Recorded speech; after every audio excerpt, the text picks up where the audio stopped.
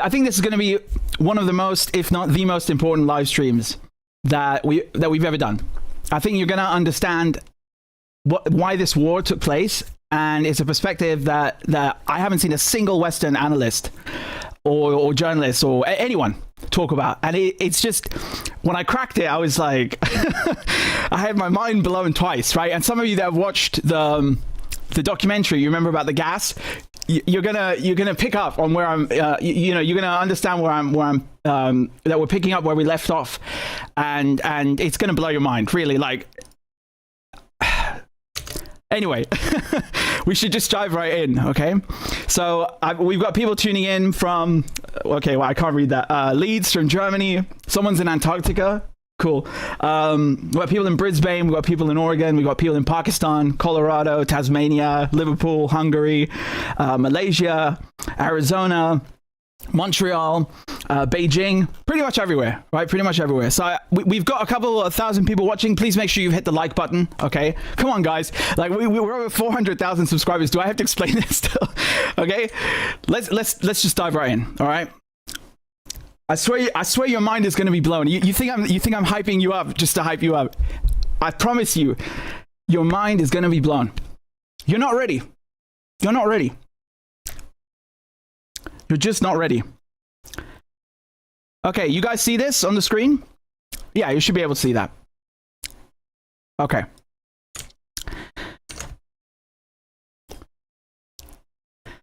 This is probably the most important video that you're ever going to watch about the Iran war.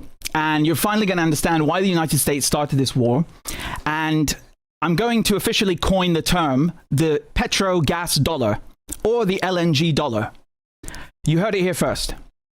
Now, everyone is rightfully perhaps laughing at, the United States military defeats. And I mean, I myself, I did that investigation on the radar systems, right? The THAAD and Patriot radar systems.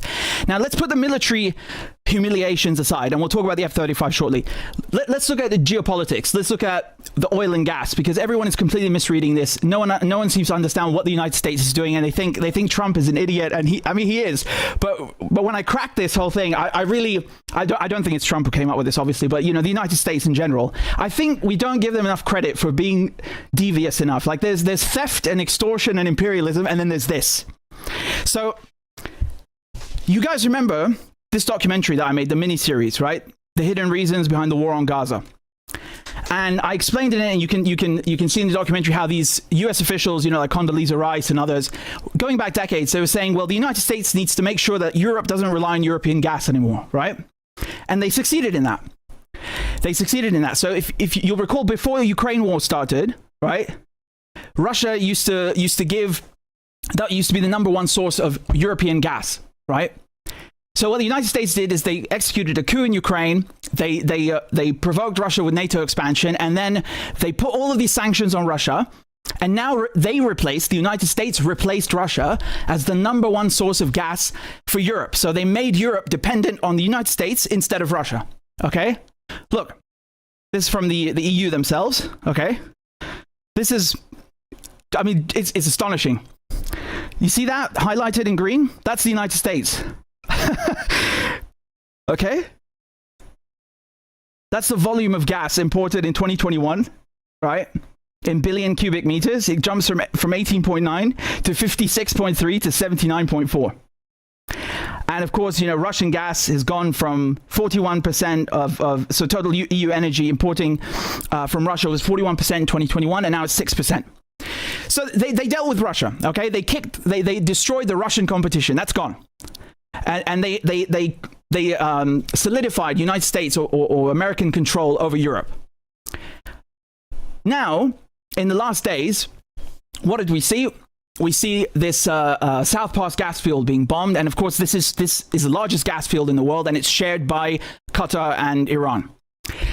Now, the United States and Israel, they've been going up the escalation ladder, knowing that now this is not the same Iran of a year ago or 10 years ago or 20 years ago. They knew, right? They could see after 2 weeks that, okay, if we hit their gas, they're definitely They're definitely going to hit the wells on this side, because some people haven't understood why that was significant. Iran were hitting refineries before. They were not hitting the wells or the gas and oil at the source, right? So that's what changed yesterday. Israel and the United States crossed this line for the first time. They went for the source, which basically you're turning the tap off, right?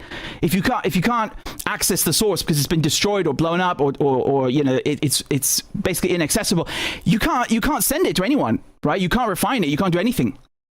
So Iran responded in kind, and I think they knew that, and I think that's why they did this whole good cop bad cop, where Donald Trump was like, oh, the Israelis didn't tell me anything. Look, the United States don't give anyone their equipment without knowing exactly who they are, what they're going to use it for, and it's probably backdoored to you know 50 ways to Sunday. Okay, just logistically speaking, also, you can't mount that kind of assault without making noise. When I say noise, I mean leaving, you know, signatures, basically radio chatter, you know, logistics. Everyone in the region, never mind the United States, would have been aware, oh, look, the Israelis are fueling their jets, they're calling up these pilots. It's too obvious. You can't do that secretly. So this nonsense that the United States didn't know, it's complete bollocks. They knew. They absolutely knew. And I think they banked on the fact that Iran would hit Qatar's side of the field, right? An eye for an eye. So now, the European Union, which gets 9% of its LNG, liquefied natural gas from Qatar, that's gone. So now America is going to, for 100%, eat up Qatar's share. So now they've taken even more control of the European market, right? And they've also cut off so Qatar's LNG used to go mainly to China, right? So now they've also crippled China, they've crippled BRICS, and they've crippled the New Silk Road. And they've also did that with Syria and Israel, right? Like Israel tried to steal gas from Lebanon with the Karish gas field, right? They showed up with that massive FPSO to suck the gas out of the seabed, and Hezbollah were like, if you do that, we'll fire on you, and then they buggered off. But they tried it, right? And then they sent Amos Hochstein, who's basically an Israeli asset, to kind of, you know, fix the maritime issue. The Israelis basically made sure that either, you know, through the US or through their own ships, or basically, again, we don't know for sure, but I suspect they probably destroyed the Beirut port, that Lebanon is out of action, that it's too politically and economically unstable to extract the gas themselves. So as long as Israel can't do it, they're making sure Lebanon can't do it. And they took out Bashar al-Assad. So, and when Assad was still in power, they were bombing Latakia ports. They were bombing Tartus, which are the major naval ports in Syria. And of course, with Gaza, all of these, Lebanon, Gaza, Syria, Palestine, they're all connected. They share the same Levantine basin. So this is, again, one of the largest gas fields in the world. And the Israelis, the Americans through Israel, basically have control of that now. Okay? You understand? So that's taken care of too. And that crippled the Silk Road, because Syria was supposed to be the hub, the maritime hub that connects the Mediterranean Sea to the rest of the Asian continent. And that's out of the picture now. Okay? That's out of the picture. So they took care of that. And now with Qatar, the United States are going to take over. They're going to take over the LNG that used to be supplied to Europe. Okay? And if you look at you know, one second, let me pull this up on the screen so you can read this yourselves from the mainstream media. Okay? Look at how they're gloating. Iran war, this is from Bloomberg. Iran war is good for America's natural gas industry. You don't say. Really? How good is it exactly? How good? Shall we take a look at the dollar? How's the dollar doing right now? How is the dollar doing? It's doing pretty good. As a matter of fact, gold and silver are down. Look at that. I have never seen anything like that. Gold has gone down worse than that, right? Like but what was it, 30% in 2008? But it took months to do that. I've never seen gold go down by 10% in a day. That is ridiculous. And silver as well, going down 5%. Sorry, it's the other way around. Gold 5 and silver 10. The point is, that never happens. It happens maybe across a few months, but not in a day. And the reason this is happening is because everybody is scrambling to sell their insurance, which is gold and silver, to get dollars so they can buy LNG, because the United States are the only suppliers left. Do you understand what they've done, the Americans? It's so evil and genius. It's really, like I said, there's theft and extortion and imperialism, and then there's the United States. And this is just unbelievable. And it's not all. It's not all. So if you look at the one second.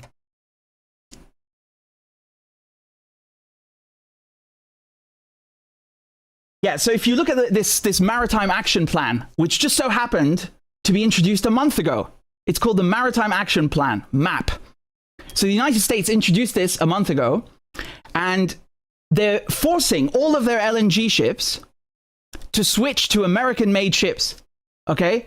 So if you are a trader and you sell liquefied natural gas to Europe and to anywhere else, you have to switch to a US-made ship. So now the United States is basically forcing the whole fleet of these gas-carrying taxis to give to get rid of their old ships, which are made abroad, and inject that money into the US economy. So they're making double the money now. Do you understand?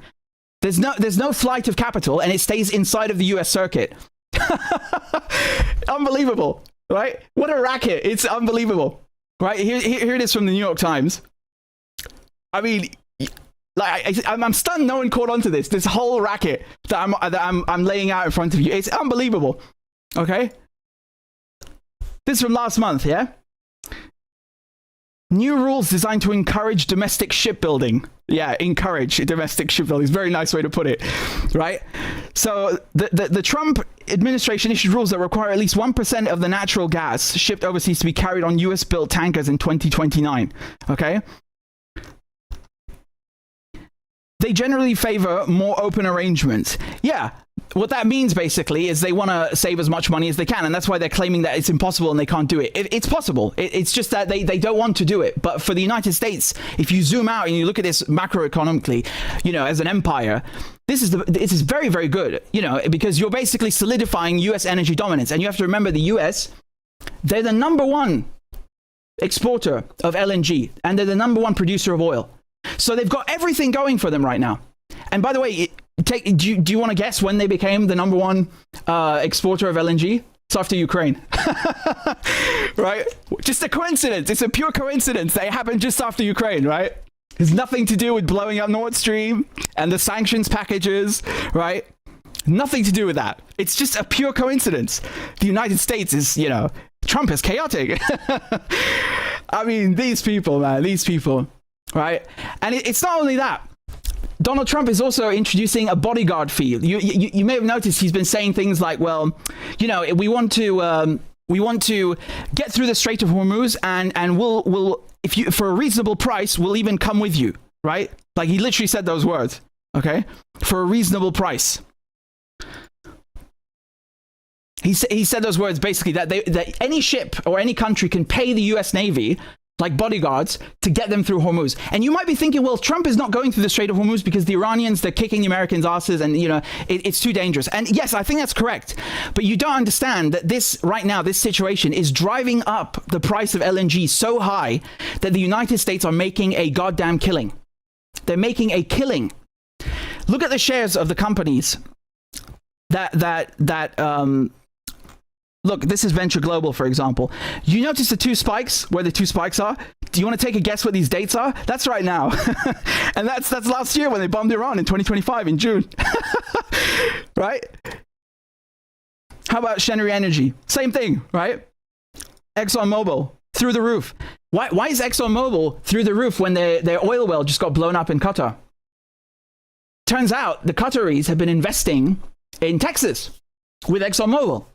So you see, some of these companies, they've got like hands everywhere, right? They own some of the wells, and they own some of the you know, some of the areas in the Middle East, the physical extraction points of the gas and the oil, and some of them own, you know, just the refineries.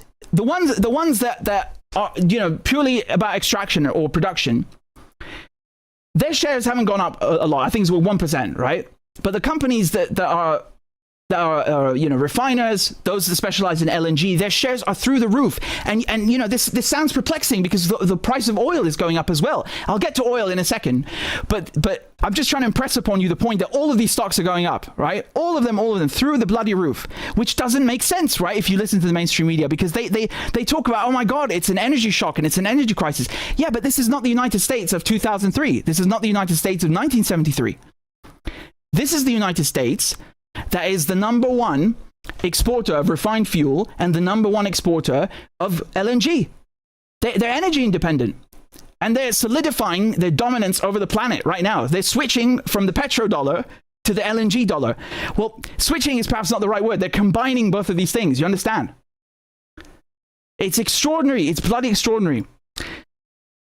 Here, this is from the Financial Times. US liquefied natural gas exporters are racing to capitalize on a 50% price surge in European and Asian markets.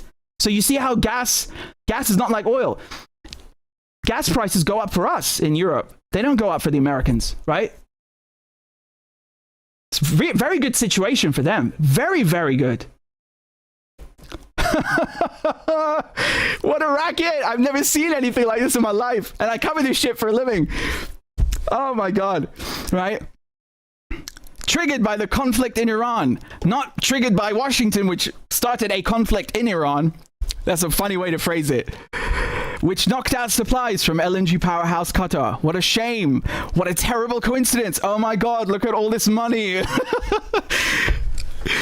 And this is the best part, right? Traders and other buyers of US LNG are rerouting their cargoes to take advantage of skyrocketing prices. So basically, this is the other beautiful thing about this whole plan, is the United States has these ships that take the LNG over and to whoever buys it. And not all of them are in long-term contracts. So right now you have ships that are rerouting their destination because somebody was willing to pay higher, right? So that's the level of extortion and blackmail that the United States have imposed on the planet now. It's extraordinary. They have gas taxis or gas Ubers riding the goddamn oceans this second and just changing destination to whoever is willing to pay the most for the gas. I've never seen anything like this. It's comical. It's literally comical. Unbelievable. It's absolutely unbelievable. US LNG destination flexibility allows exporters and their customers to redirect cargoes when geopolitical tensions arise. Yeah. And who's causing the geopolitical tensions? The United States. Win-win, isn't it? So here's a BBC article, which I love this, right? The global winners and losers of the war in Iran. And you would think, after everything I've just told you, which by the way, I'm not done, huh? We're not done. You would think the United States would be in the list of winners. Who's in the list of winners? Oh, it's just Norway, Canada, and Russia. Why would we mention the United States? I mean, this is unbelievable. The United States are the number one exporter of LNG. How can you not mention them when the prices are going through the roof? Look. Look at this. UK household energy bills expected to rise by £332, right? Price cap that dictates a typical British household energy bill is expected to climb 20% in July. So the only reason that the dollar hasn't increased by that much over the euro, or to phrase it differently, the only reason that the euro hasn't collapsed totally right now, the same way we saw during the start of Ukraine, is because we've just gone into spring. No one really needs gas for heating anymore, and the storage is full in Europe. Or it's fuller, shall we say, than it was in 2022, and no one had a plan, right? When winter comes, I guarantee you the euro is going to fall, okay? And look at this, for example. Well, I'll come back to oil in just a second, but the other thing is also, you know, people are rerouting cargo, and specifically LNG, right? And all of a sudden, mysteriously, this Russian ship carrying LNG in the Mediterranean, which, by the way, is an Arctic ship. It's usually made for the Arctic, right? What is it doing in the Mediterranean? It was responding to this war, right? There's a shortage of LNG. So I think the Russians sent it. They were sending it to you know, whoever was buying it in the Mediterranean, and it gets blown up, and it's floating around right now. So it got struck on March 3rd. So let me translate that from a news, you know, item to analysis, which is the United States are blowing up. Through Ukraine, by the way, which said they did this. They're hitting this important fleet of Arctic ships that the Russians have for this scenario to break their knees, break their legs, and also drive up the price of insurance, because not everyone is sanctioning the Russians. There's still some people that are willing to insure Russian ships. So basically, the United States through Ukraine are taking out physical deliveries of Russian LNG to others, and also driving up the price of insurance for that Russian LNG. So you have no choice but to go to the Americans now. You can't go to Qatar. You can't go to Iran. You can't go to Russia. You've only got the US left, right? And Norway doesn't produce enough to meet the demand anyway. They're already at full capacity. And the Americans, by the way, are also at full capacity, but it's a win-win for them, because the prices are going up either way. Right now, it's just a question of, like, where do we send the ship, right? It's absolutely extraordinary. And you have to understand how bad this is for China, because China get most of their LNG. So Qatar was their number one source of LNG, 30% of their LNG. Do you understand how crap that is for them right now? People are looking at Iran and saying, "Oh, Iran are challenging the petrodollar because they're only letting ships through that sell in yuan." No. That's not what's going on. I think the Iranians are compensating the Chinese because they struck the very trains in the Qatar gas field that go to China. Look, this is from Qatar Energy. Okay.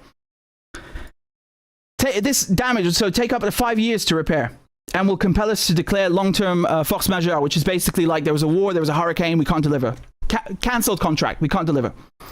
So the attacks were on trains 4 and 6 specifically. Okay?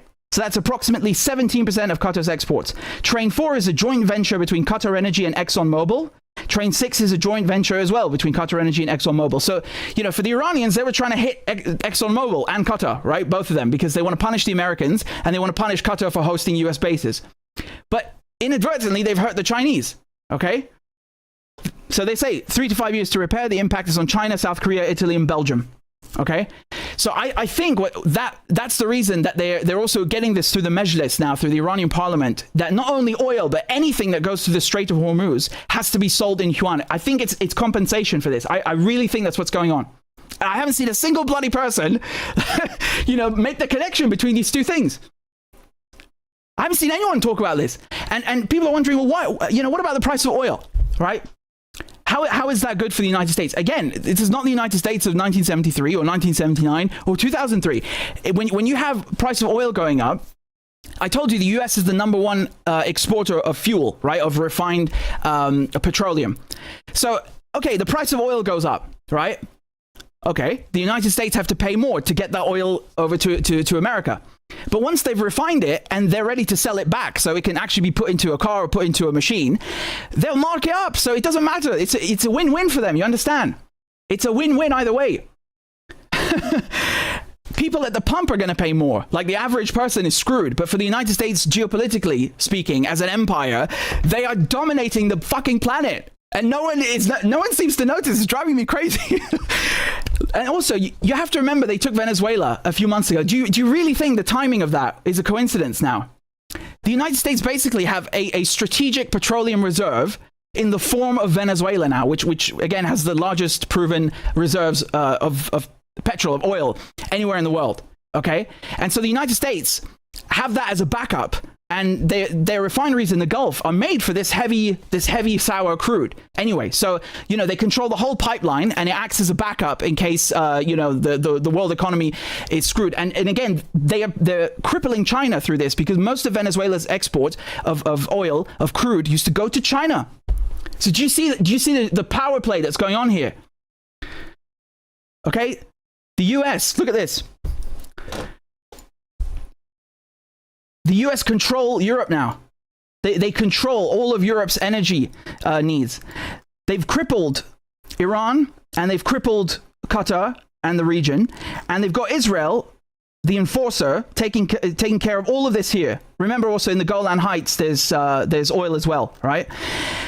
And now Venezuela is like a strategic petroleum reserve for them, is feeding all of their refineries here in the Gulf. Okay, that's also where their LNG comes from, and it acts as a backstop. And remember, Venezuela, if I'm not mistaken, what was it again?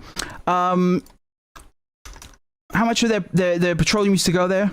Give me a second. Yeah, exactly. So basically, China's oil I think 11% of that used to come from Iran, okay, and 4% from Venezuela. It's not much. It doesn't sound like much, but 4%. It's not about the percentage. It's about the fact that it was allowing or permitting China to have energy independence, right? For at least a portion of its economy, where it doesn't have to worry about, is it going to go haywire? Apparently they do have to worry now, but I don't think anyone could have predicted Maduro being kidnapped, but here we are, right? And the thing with Russia, you might be wondering, well, why doesn't Russia just give China the LNG that it lost from Qatar and the oil that it's losing from Iran and losing from Venezuela? Okay, we'll talk about the oil in a second. Just for the LNG, Russia is already at full capacity with Power of Siberia 1. They can't give the Chinese anymore, and the other pipelines haven't been completed yet. And the LNG ships, they don't have enough ships, and one of them just got blown up in the Mediterranean. Do you understand what's going on? These are not coincidences. There's no such thing as a coincidence. Nord Stream doesn't just accidentally fucking blow up. And that Russian Arctic LNG ship did not accidentally, out of all the ships in the world, get targeted in the Mediterranean. Okay? So, when it comes to Kog Island, which the Americans are poised to invade now, apparently, people keep talking about the oil. And again, they just don't understand what's going on. You have a lot of Iran's gas infrastructure, which again is connected to the same field they share with Qatar, which is the largest in the world. And I'm just hypothesizing now, but given that the Israelis sent that FSPO ship to suck the gas from Lebanon, from the Karish gas field, and then they were scared away, but they tried it, right? They tried it.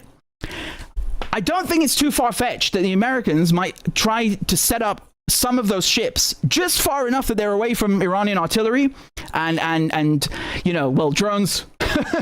Given their success rate, I wouldn't try it myself personally, but I wouldn't put it past the Americans to be sending the Marines to Kog Island to actually take care of the gas, not the oil.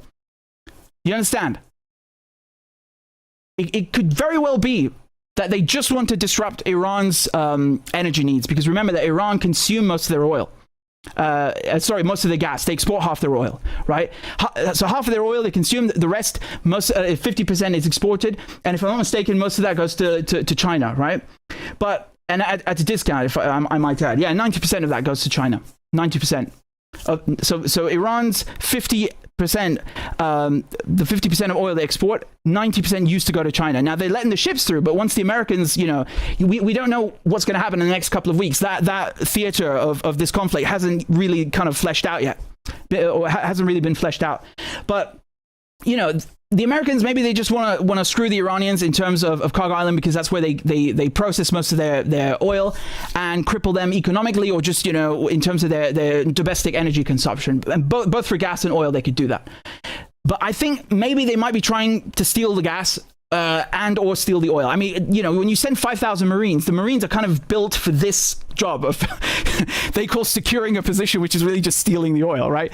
That's what it is. So if I were Donald Trump and I had to choose a force, I don't think he even knows, but yeah, I'd probably send the U.S. Marines and Army Corps of Engineers. Like that's exactly who you would send for this job. You wouldn't send special forces, right? You're not sending them on a hit mission. It's just you want them to stay there, maybe not 100% long term, but yeah. So the whole thing is just mind-boggling, right? It's mind-boggling. And you look at the refineries in the US. The US refineries, they have no skin in the game. If a gas field gets blown up in the Middle East, they don't lose any money. That's why their shares have gone through the roof. Okay, because they are safe in America, and that's all they care about. There's no damage to the U.S. mainland or to the U.S. industry, right? But Europe is suffering, and Asia is suffering. China now, they have no choice but to buy LNG from the U.S. I'm sure they will start buying a little bit from the U.S. And that is really, really like that doesn't bode well for BRICS and the Silk Road. I mean, this is really shit. People talking about, the petro yuan. Mate, what fucking planet are you living on? The Americans just took control of the whole planet's energy supply. And it like right under our noses, in our faces. And no one seems to realize. They've taken the whole thing hostage. I have to admit, it's so Machiavellian. It's not Trump, right? Like, these people have been planning this for decades. We know this. But I didn't expect it to go this far, right? I just couldn't quite connect them. Venezuela and Iran, like I couldn't see all of it, and I couldn't understand what was going on, right? And it seems no one has. Now it all makes sense, and it complements the documentary that, you know, this one that I did in 2024, right? Which you should go watch if you haven't seen it as well. It fits perfectly with the whole plan, right? So now everyone has to go to the US for gas. The US has a monopoly over Europe. They have crippled China, at least temporarily. They've crippled Iran just by virtue of Iran being under fire, right? The war is on their turf, not America's.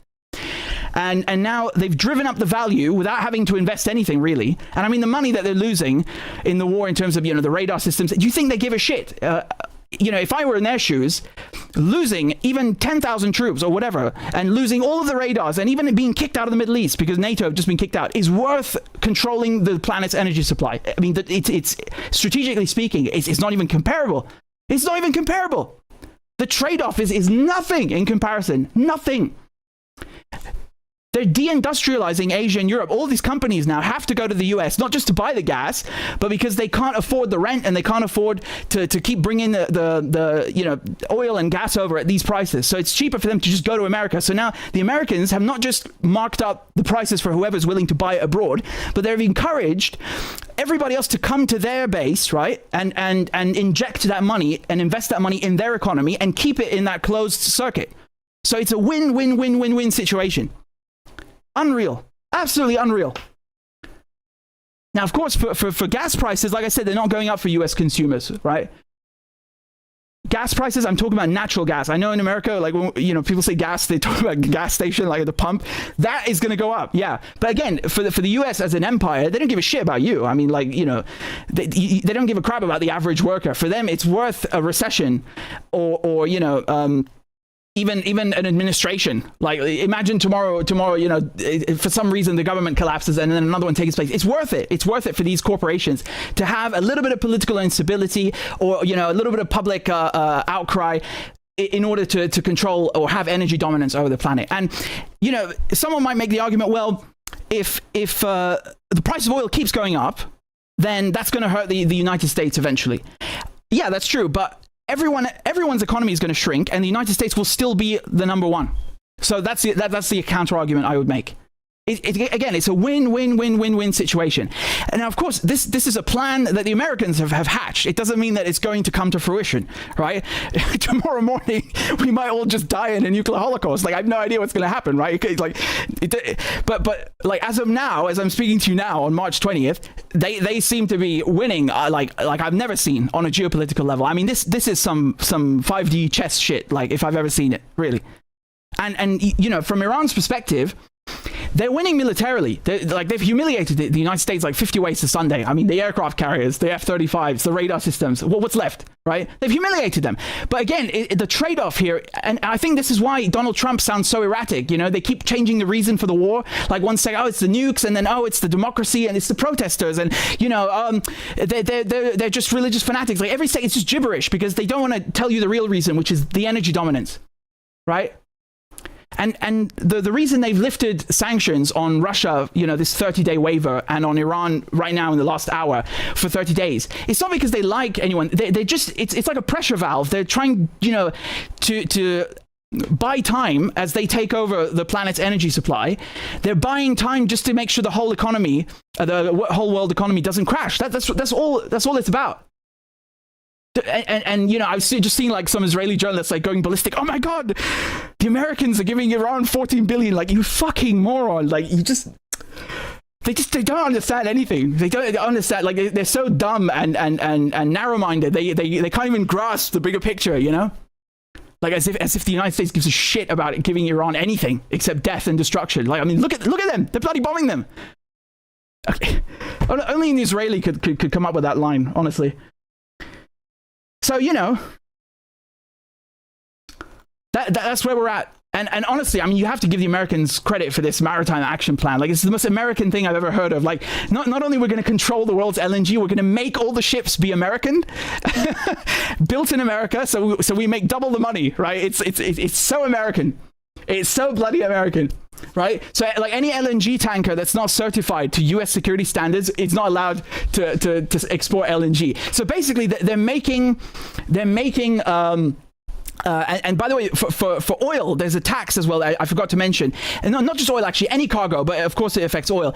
So based on how much, like the larger the volume that you're importing into America, and that includes crude, right? Like if you are refining crude, which is, again, the United States is the #1 refiner, you have to import the oil from somewhere, the crude oil.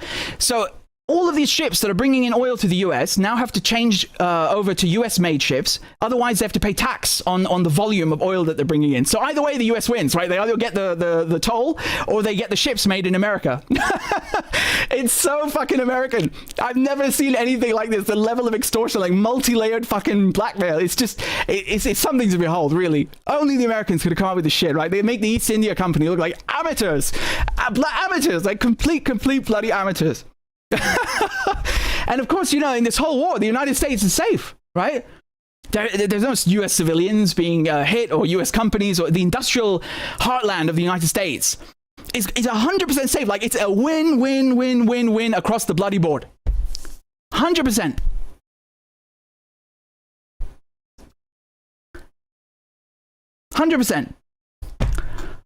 Extraordinary. Absolutely extraordinary. There you go. Now you understand what this war is about.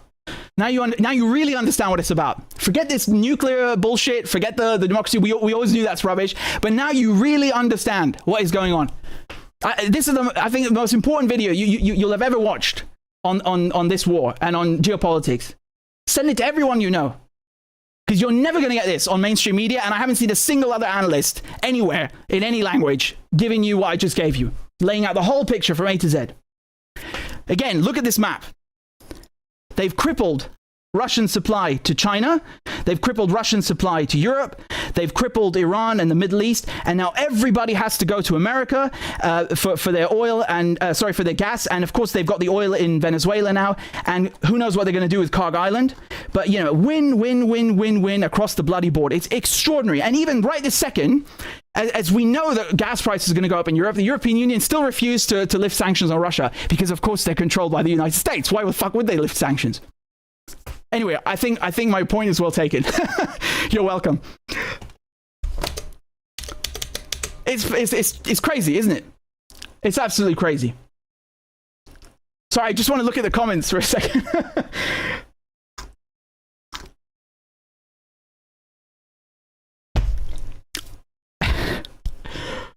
By the way, there's just one last clip I want to play. What we just witnessed over the course of the last 48 hours. Okay. Let me just play this clip to you. What we just witnessed over the course of the last 48 hours is that many countries in the Indo-Pacific are gravitating towards the United States. We had over $50 billion worth of deals with U.S. companies. All the dialogue that has taken place has been with an understanding that by entering into new deals with the United States, it allows them to reduce their reliance, which was so heavily concentrated in the Middle East. And on top of it, it takes just a fraction of time to get that energy supply to Japan and these other countries compared to 28 days to get it from the Middle East, to take 8 days to get there from Alaska. So that is another dynamic. What we just witnessed over the course of the last... So, you know, you've got all of these US outlets and pundits going, well, yeah, you know, they just give you like bits of information, but they won't spell it out clearly that the United States is just making a fucking killing from all of this, right? And even to this day, they won't tell you, like the one I just showed you about the BBC, right? Like, just simply stating the fact that the United States is the #1 supplier of LNG to Europe.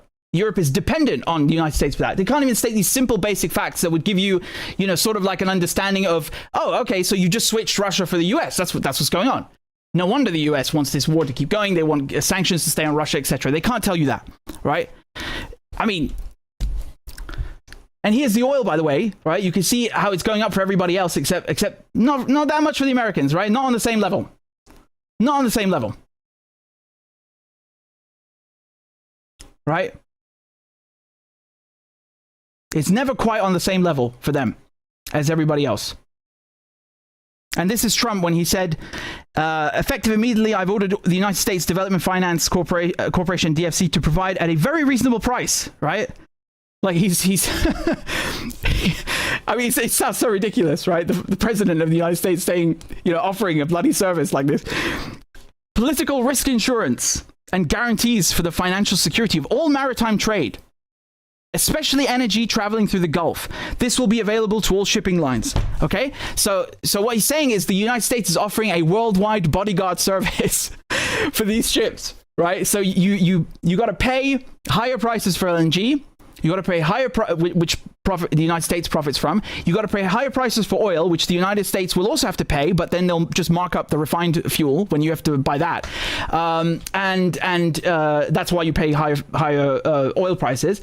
And you have no choice but to go to the United States because they've killed off the competition from Russia. They've killed off the competition from Qatar. They've killed off the competition from Syria, Lebanon, Palestine, and Venezuela. And they've hurt the Silk Road. And then, of course, you have to make sure the ships are American. And if they're not American, you have to pay a tax. And you also have to pay for security. So, it's the whole package of blackmail. Jesus. I mean, they're really trying it on, They're really trying it on. They're really pushing it. It's extraordinary, and I just don't think that what Iran are doing with this, we're going to force all the products going through the Strait of Hormuz to be sold in yuan is going to do much for this. Because look, yeah, it's good for China, like in terms of compensation, right? Because if you're going to have to be forced to sell whatever currency you have to go get the renminbi, and then that benefits China, right? Because you're just going to re-inject it back into their economy, so that's better for them, and it stays in that circuit, and of course it reinforces the yuan or renminbi globally for them, right? Very good, but it's just not enough. It's not enough to undercut the profits and the dominance that the United States have just established or are attempting to establish. It's not enough, in my opinion. I think you have to remember also that the Israelis taking care of Syria, and now they have full control of that coast in the Mediterranean, on the Levant. This is really bad as well, right? Yes, Iran can hit the Haifa refinery and Ashkelon and Ashdod, and Hezbollah can hit them too, sure. And I'm going to talk about that in a second. But it doesn't take away from the fact that they have implemented that plan that they wanted to for a long time, right? And by the way, it's kind of funny that Qatar, they can't do their pipeline now. That's one of the reasons they want a regime change in Syria, was to get a pipeline through Syria. And now the gas field is gone. So, it's like kind of karma in a way. But anyway, that's not the point. The point is that, that was a strategic victory for them to get rid of Syria. And it paved the way for this war in Iran. Like, you wouldn't see a war in Iran if they hadn't taken care of Syria first, because they need this airspace in Syria to bomb Iran. And they also, benefit from these resources. So, my point is just that I don't think it's going to be enough. I think they need to take some other measures, right? I'm going to have to sit down and think about it a bit more. But just, all of this is undeniable. You cannot deny the US dollar right now is very strong. Gold and silver never, ever go down in that short amount of time by 5 and 10% respectively. Never, right? That is everybody scrambling to buy dollars so they can buy gas, and the price of LNG is through the roof, and only the United States benefits from that. And they've consolidated the market now even further than they already did after Ukraine.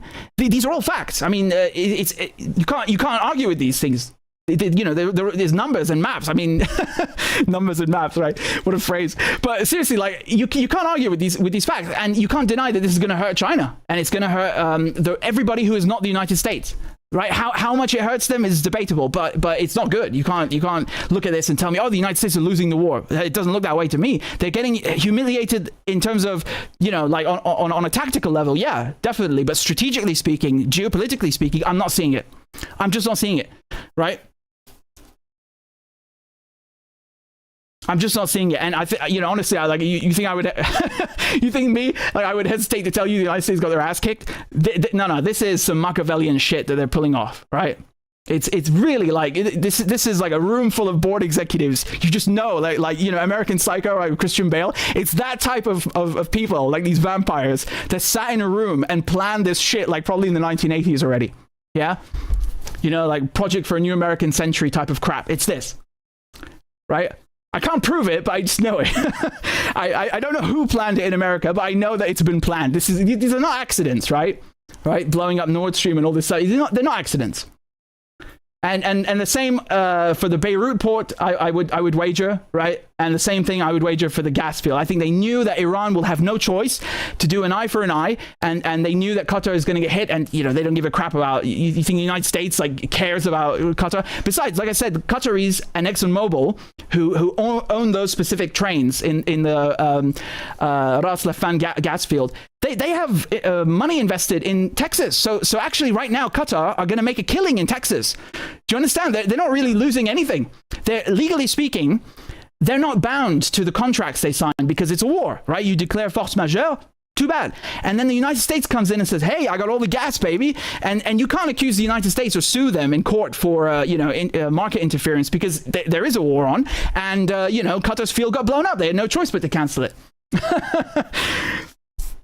God, they're so evil. It's really so evil. It's like comically, cartoonishly evil. It's like that level of devious, cunning, conniving, scheming motherfuckers. Unreal. And of course, they don't give a crap about everybody who's dying, right? Or everybody who has to pay higher gas prices, or just like the whole scale of the war. Like, they don't give a crap. If it means even their own people getting killed, if it means this kind of result where they have energy dominance, that's all that matters. That's all that matters, right? I mean, during Iraq, like, everyone knew it's for the oil. I don't see why that's not obvious now. It's for the gas. It's for the gas. So this is the birth of the US LNG dollar, or the US petrogas dollar. That's what it is. Oh, they're very smart. Yeah, in an evil way, in a cunning way. So, fuck, honestly. The bodyguard fee is just really like the cherry on top. You have to pay us to protect you on the high seas. Oh, well, thank you for the honor, right? Thank you for the honor. I mean, these people, really, these people. It's so American. Right? Like, I know most of you guys are American. When I say it's so American, like, I mean corporate America, like Wall Street. You know what I mean? It's so Wall Street to do this. It's so Wall Street. It's just like, it's the most capitalist shit you've ever seen. It's really, this is like the British Empire on steroids, right? Really, it's something else. Something else. So anyway, let's talk about Lebanon. I don't think you're ready for Lebanon. This is the map this is why I haven't been going live, and you can blame Hezbollah and Iran for that. Okay, yeah. Like, this is what I've been doing. Yeah. And yes, these are all of the strikes that Hezbollah have been carrying out. I mean, just look at the mayhem. It's bloody endless, right? Bloody endless. So I'm going to try and explain this to you as much as I can. Give me a second, right?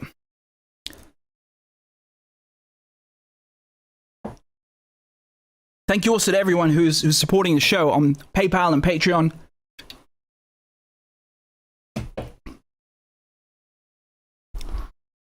I usually read the comments and, answer questions.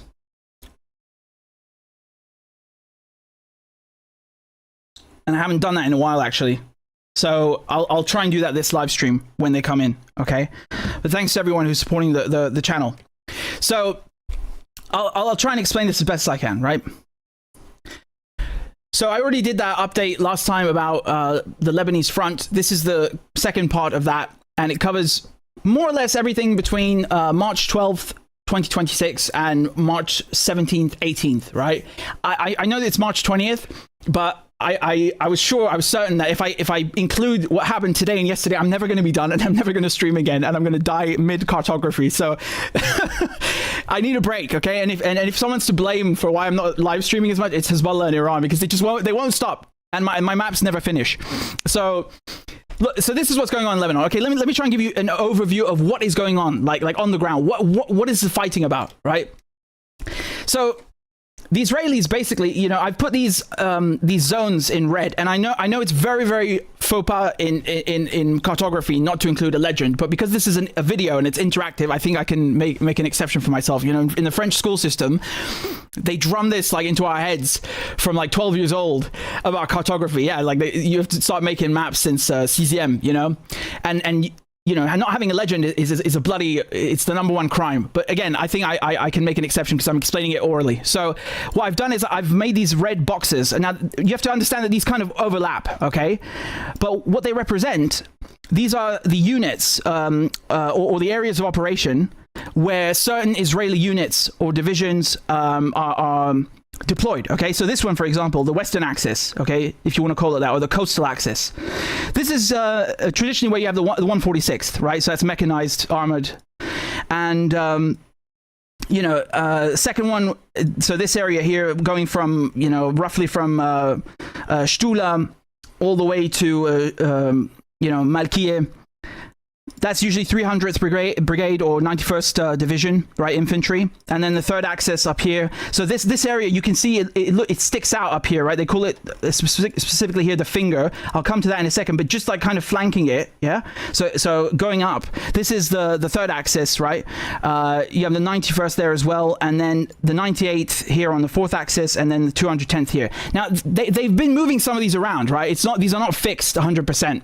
They'll move some of these units will operate across the 5 zones sometimes, okay? So it's not 100% fixed. But, you know, there's a method to this madness. And the Israelis, you can see all of these events are along the blue line, right? When I say blue line, it's obviously yellow, but it means like the UN, right? Because it's the where the peacekeepers are. So the Israelis, they have the advantage of height, okay? Now I can try and show you this you know, so you can see it literally. Do you see how all of the Israeli positions are up on hills? Yeah. Do you see that? They have the advantage of height looking down on Lebanon. And even here, by the way, you see Meron, this base, Meron, how high it is. It's the highest point in this area, in this particular area. It overlooks everything else. Yeah. So this used to be the highest peak that the Israelis have. You can see everything all the way to Syria, you know, on the Mediterranean coast, inside of Lebanon, right? All the way inside of Palestine, gives you an extraordinary vantage point. Okay, so this is one of the most important Israeli bases. And if you pay attention, you'll see a peak that's slightly higher than this one. And that is Mount Haramon, okay? So just, I'm trying to turn this around for you. You see that peak over there? So that is what Jolani, who's the new so-called president of Syria, the stooge, gave away to the Israelis. So now they have an even higher peak, right? Bashar al-Assad and his father never let the Israelis take this point because it's the highest point in the region. You can see everything from here. It's even higher than Meron, the one I just showed you, okay? And that stooge, that Mossad CIA stooge, let them take it without firing a shot, right? You see the vantage point that it gives you. It's absolutely extraordinary. It's the highest point in Syria. You can see everything that's going on. And now the Israelis control this. They control this now, thanks to the revolution in Syria. So anyway, let's go back and focus on Lebanon. So I've divided these into a couple of groups, okay? What I've tried to do is do them by military logic, right? So this is, again, someone who's actually been in the military will probably correct me on a few slight points, but I think I've got most of it right. Okay, so if you know someone's gone to West Point or Sandhurst, will know the categories I've divided them in. The first one that I've done is ISR, so basically blinding the enemy. So that includes radar, that includes the signals intelligence. So these hills that are all along the blue line are usually occupied by these radio towers. I mean, anyone who's been to southern Lebanon knows exactly what I'm talking about, right? Like along the ridge line, they've got all these red and white towers, and you've probably seen them in Hezbollah videos where they target them and blow them up. And so it's not just a physical vantage point, but they also put those towers there to feed their signals intelligence and electronic warfare apparatus. Okay, so what Hezbollah have been doing, okay, they struck, first of all, I'm not giving you these in any particular chronological order. I'm just telling you the main ones that have been struck and why they were struck, okay? So, I mean, the first one is that I'm going to point to as middle one, the one I just showed you, that mountain peak, right, up here. This base they struck the radar here. They struck it several times in the last couple of days, okay, with rocket attacks, and they struck so both the command and control and also the actual physical radar equipment, okay? So the whole point of that is to suppress the Israelis' ability to detect launches, to coordinate, not just to detect them, but to get past them on basically to the units that are in the field and to the air defense batteries. That's the idea, right? It's blinding the Israelis. This is the most important point in southern Lebanon that they occupy, the highest peak, okay? Other than that, there's also Ramat David Air Base. So they also, this is, you can see further south, right? So they've got radar and control rooms. Those are both targeted here as well. So Hezbollah have been targeting a couple of things, right? You remember in the first video, they targeted the aviation fuel. And again, these are not placed 100% accurately, right? Because the Google Maps, of course, don't tell you where the Israeli bases are for some weird reason, right? And none of the Institute for the Study of Warfare maps do either, but they name all of the Lebanese points, right, for some weird reason. So, I've mapped the ones that I can, but this is the airbase, right? This is the exact airbase. So, they hit different things. Sometimes they hit the barracks, they hit the command and control, they hit the fuel depot, right, with these big targets like Ramat David, okay? So those are the main radar and early warning sites that Hezbollah hit, okay? Now, when we talk about signals intelligence, this one was really, really crazy. Look at Elah Valley, how far that is, right? Okay, look how far away that is from the front.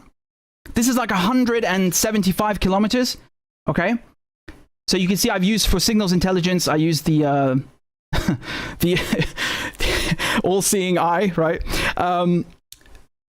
Hezbollah smoked this, okay?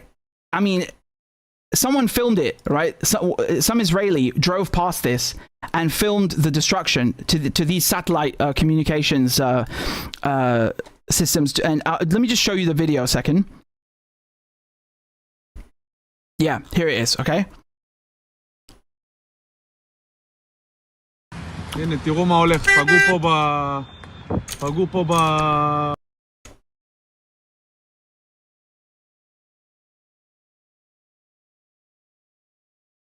Yeah, there you go. So you see those are the same exact satellite dishes, completely, utterly destroyed, gone. Right.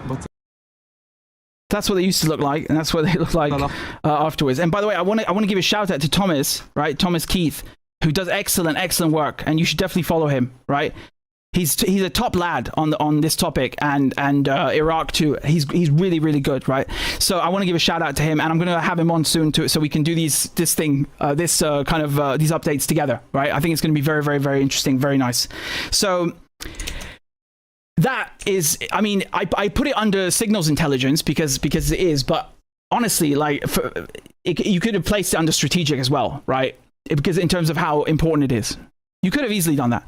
But let's go back to the other ones. The other one, Stella Maris. So Stella Maris is it's a naval listing post, right? It's a maritime, basically it belongs to naval intelligence, okay? And it's in Haifa. So you can see on the map now. Okay, they struck that as well, right? It's a naval listening post, and there's a bunch of targets in Haifa here, right? But that's what they struck, and there's also Gililot. Every time I say Gililot, there's a video of Nasrallah trying to pronounce it. I couldn't find it, but yeah, Gililot is where Unit 8200 are based, right? It's a military intelligence. You maybe heard of them in terms of the pipeline that goes from Israeli military intelligence to the cyber weapons industry. It's this unit that they're talking about. So definitely signals intelligence. And this is their headquarters, right? And they struck that.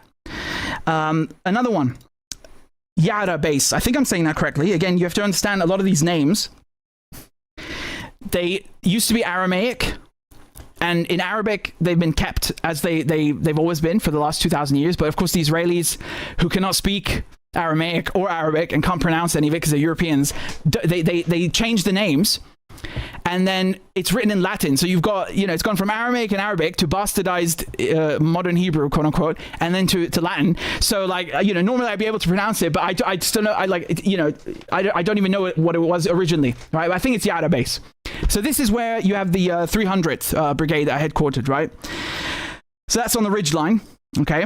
Another one is the Gifa drone base. Now, why did I put this under signals intelligence? Because, you know, it's UAV control. That's what they do here, right? So they control the surveillance drones that take off and observe from the sky and provide cover and protection and eyes, basically, to the Israeli troops and tanks that are on the ground. So, yeah, definitely.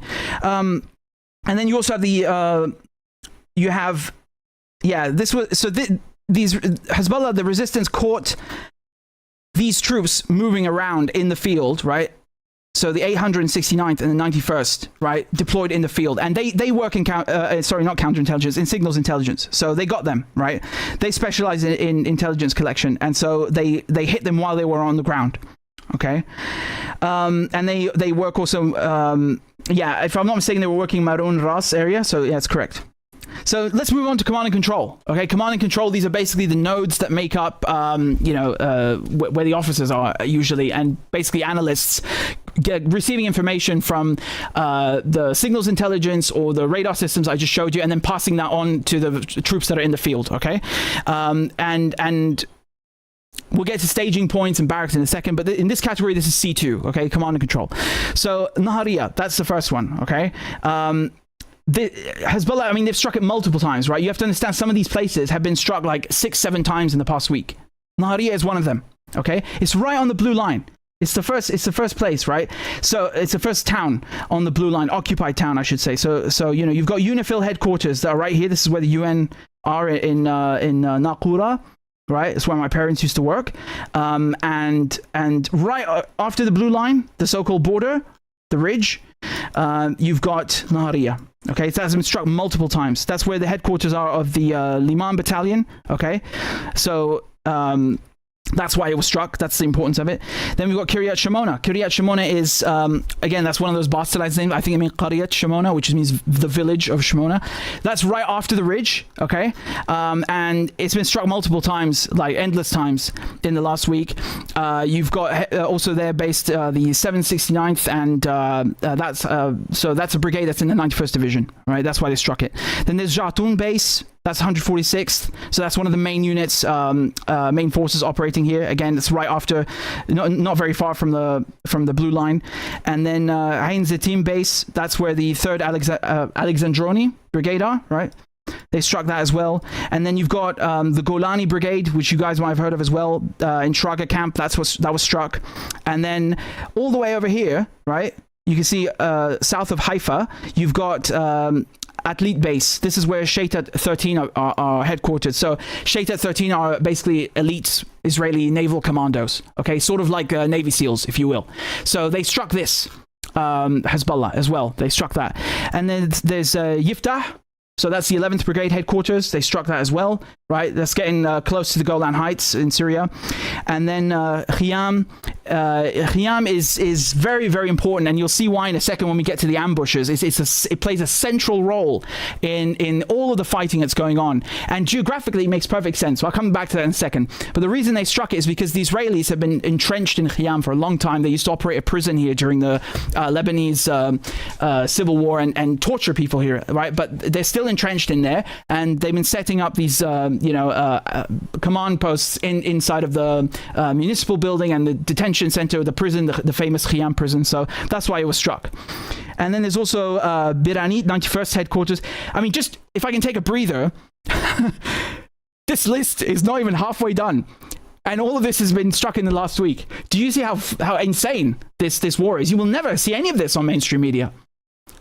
You wouldn't even know that this is going on. And needless to say, this does not look like the behavior or the performance or the output capability of a quote-unquote defeated force. This looks like a militia or a guerrilla fighting force in its prime. That's what it looks like to me. And I think any objective analyst would agree with that assessment. So yeah, they hit the 91st headquarters here in Biranit, and then they hit Nafah base. So this is basically in the Syrian Golan Heights, right? This was called Camp Yitzhak, right? They hit it again. For a few days, they were not hitting Syria. Because I noticed it's like, they what's going on? Like I didn't understand the all of a sudden, like they hit the Syrian Golan Heights the first days and then it stopped, and then I was like, what's the geopolitical or the strategic, like zooming out, why would they stop for a few days and then they just started again? So there you go. I'll talk about Jolani again in a second, right? I know what some of you are thinking of, which headline, but yeah. They struck this 210th headquarters again. Okay, so 210th Division are headquartered here. There's also the headquarters of the 188th Brigade. That's the armored brigade that comes in from the east on Lebanon all the time. Okay, so it's one of the main mechanized forces in the region. And then also there's Adamit. Again, I'm not sure how to pronounce this because it's probably been bastardized, but this is command post for the 300th Brigade, and you can see it's on a ridge, so it gives them a very, very important vantage point. Okay, like with a lot of these Israeli posts. And then there's also Mtulle. So Mtulle is again another one of these occupied villages, and it's very critical, very, very critical. You'll hear about Mtulle. And again, if you look at the spelling, Metula is definitely wrong. It's Mtulle. It's not Metula. But it's very critical. Okay, so it has logistics for the 98th Division, and it's one of the like frontline primary command and logistical hubs. Okay, that's what you need to know. So they've hit it many times. Okay, that's one of the key villages, and why? Because it's in that usba, in the finger. Right here, you can see this protruding line on the in the geography, right? And the reason it protrudes is, of course, because of the elevation. If you look at the ridges, right, it's because of the ridge line. It's all about the ridge line. These are not coincidences. Why the blue line was drawn there and why the Israelis have positions there. It's no coincidence. It's all related to the geography. And what the Israelis are trying to do, I kind of wanted to save this to the end, but what they're trying to do really is get through, especially at Khiam. Why? Because they want to do an operational pincer. It's not a traditional pincer movement because you need two forces for that. But this is, if you look at the map, okay, the Litani, which is the river that goes out of the Mediterranean and then kind of across Lebanon in the south, okay. Just like where Sur or Tir is. So the Litani goes like this, okay, kind of in a straight line, and ends, or not ends, but let me say it kind of it intersects with this finger. Okay, so what the Israelis are trying to do basically is make an advance at this point, right, where the finger is, and cut off the south of Lebanon here, where Hezbollah have a lot of strength from the Ba'a, from the Bekaa Valley, which is this. You see the valley there? You see these two? That's the Bekaa Valley. All of this whole region right here between the two ridge lines. Okay. So the other day, well, not the other day, it was 2 weeks ago now, right? But when I covered it, you remember they tried to make an insertion at Nebi Sheet. They said, it was to get the body of some downed Israeli pilot, which is a bunch of bollocks. They said that because they got embarrassed, they failed. I mean, it's tactically, yes, it's very smart that they try to go, like, they surprise Hezbollah from the other side of the battlefield. Yeah, but Hezbollah were expecting that, and that's why it failed. But it's just to impress upon you, I'm telling you this to impress upon you the importance of the Bekaa Valley and the Jnub, the south, okay? And the Israelis are trying to cut off those two from each other. Now, traditionally, when Syria was still free, right, not this quote-unquote free Syria, when it was not under Al-Qaeda rule, this is where most of the logistics would come through, okay? From the valley into the south, right? But not most of it, but yeah, let's say a good bloody portion, yeah? It's still important, though, in terms of Hezbollah's logistical network, in terms of their community, in terms of just everything, the whole resistance. It also makes sense militarily that they just want to come from the rear and then kind of encircle the south, regardless whether they would cut off the Bekaa Valley from the south. It makes sense for them to have the south surrounded by the sea, by the Golan Heights, and then to be in the north where they closer to Beirut. They have the Litani, and then they're also in Palestine, right? So it's a win-win in terms of the Israeli perspective if they are able to achieve it. So far, they have not been able to achieve it. As a matter of fact, they've been getting barbecued, if I should use that verb, specifically referring to the tanks, right? Hezbollah have taken out around 20 tanks at this point. I mean, it's bloody obscene, to be honest. especially in Taybeh. So now let's get to the ambushes, right? Ambushes perhaps not the right category term. I think I call them tactical attrition, right? So it's basically you're going after logistics, you're going after staging points, and you're going after the actual troops and vehicles that are in the field itself, okay? So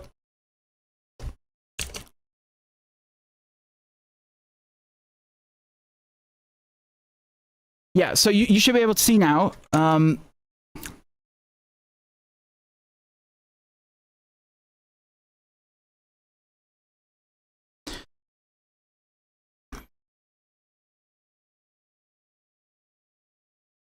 So when we talk about tanks, Taybeh has been really like the graveyard of the Merkaba, okay? They've taken out an unbelievable amount of tanks at this point, right? We already covered that in the first video, everything up until like March 12th roughly, but on March 15th, they took out a Merkava and then a D9 bulldozer that came to rescue it, and then they took out a bunch of troops there as well, fine. And then the same day, right?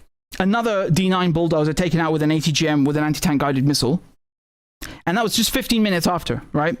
And then I think by the next day they'd taken out 3 Merkavas as well on March 16th, and then March 17th 2 Merkavas as well, right? And today, yesterday another 7 Merkavas. I mean, it's a graveyard of tanks at this point, okay? In Taybeh, that's what it's become. And then also near Khiam, so you know here where the finger is, right, that we talked about. So Khiam is very, very, very important because of its elevation, right? If you're in Khiam and you're looking around, you can see pretty much everything, right? So they've been trying to make advances through here, like I said, because if they're able to get past Khiam and then cut off the Bekaa from the south, it's very, very, very crucial. So they've been sending in tanks.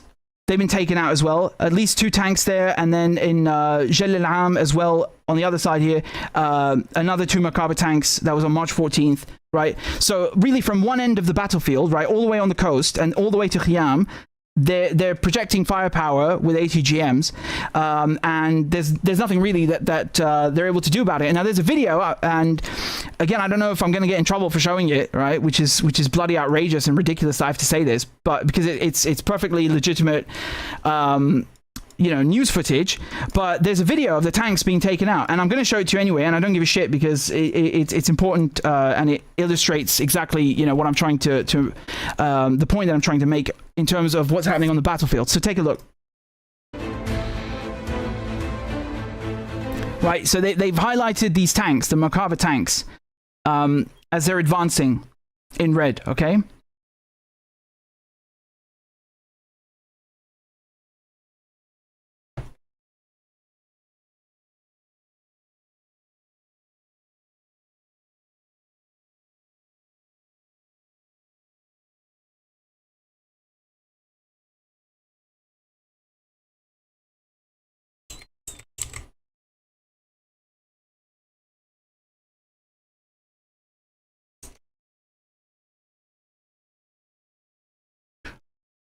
Right, you can see them getting hit, yeah? So the smoke bellowing out. And what they do usually, what happens is they'll wait for the rescue crew to show up. So that is maybe another Merkava tank, or it's another, you know, it's a D9 bulldozer, okay? Because what the Israelis do is they don't leave the tanks there. They try to rescue them because of the crew, if they're still alive, and of course because they can sometimes, if they're lucky, fix the tank, or just, you know, use the scrap metal, whatever. You know, also, generally speaking, in war, you don't want to leave anything of value behind for the so-called enemy. So the point is, Hezbollah are usually waiting around, and they do a double tap, right? I know double tap, traditionally, when we say that, it usually means the Americans or Israelis murdering medical workers. In this sense, it means they're hitting the rescue squad, which is usually more of the mechanized division that was there in the first place, okay? Just so you understand. But just going back to the map, okay? To what we were discussing, yeah?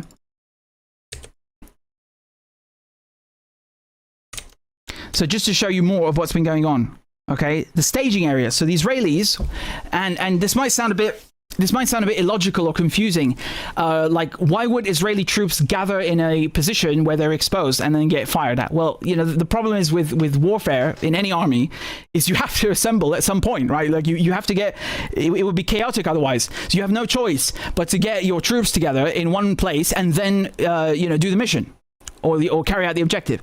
So what Hezbollah have been doing is they're waiting for Israelis to gather at a certain point, at what is known as an assembly point or a staging area, and then hitting them when they're there. Okay, and like it's one of the most common things or attacks that they've been launching. It's probably the most regular and consistent. Okay, so in Mays al-Jabal, for example, they hit Israeli troops there. You know, like everywhere where you see these. Yeah, hold on. Let me fix that a second. You see these icons where I've put the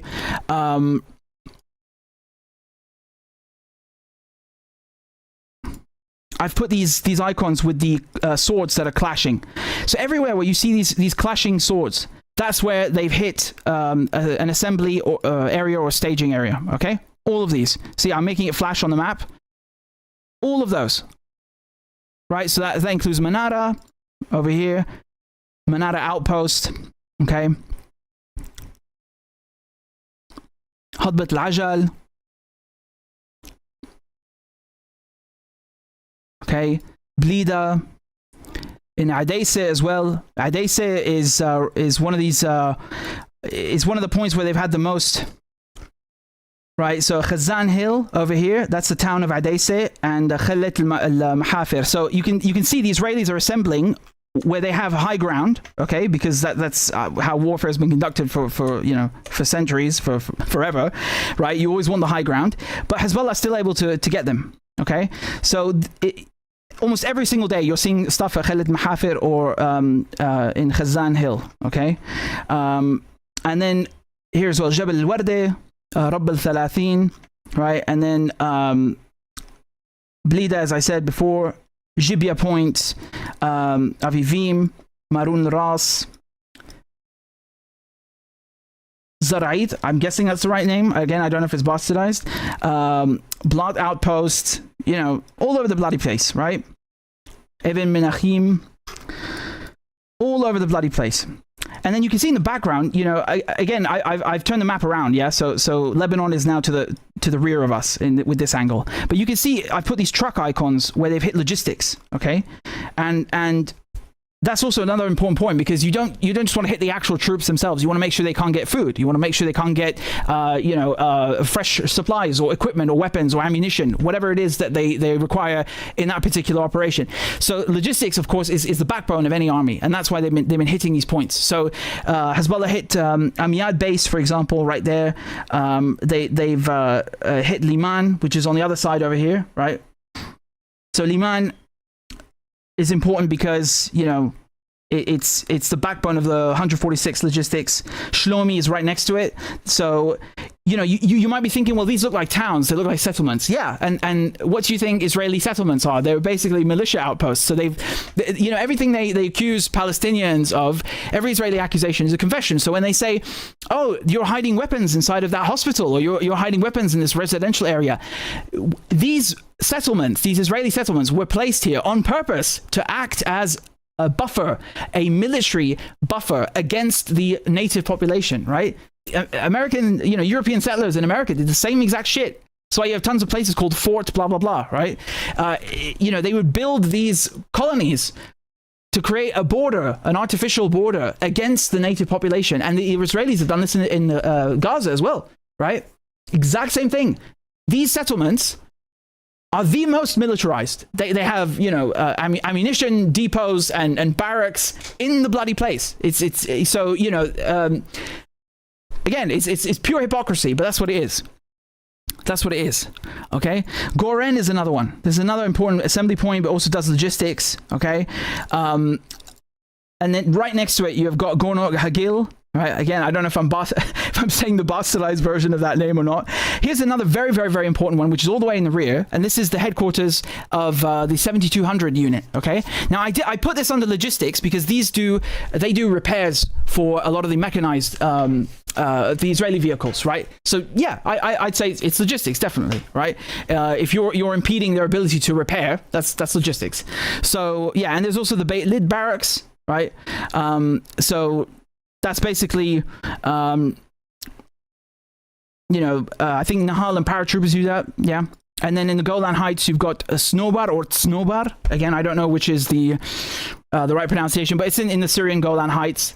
Also do logistics. Very, very, very important for local logistics for the commanders. Now, if you look at the SEAD. So SEAD is basically suppression of enemy air defenses. Why would Hezbollah hit air defenses? They don't have fighter jets. Well, they have drones. They have drones and they have missiles and rockets. Now, I mean, typically the distance is so small that you wouldn't get a warning anyway.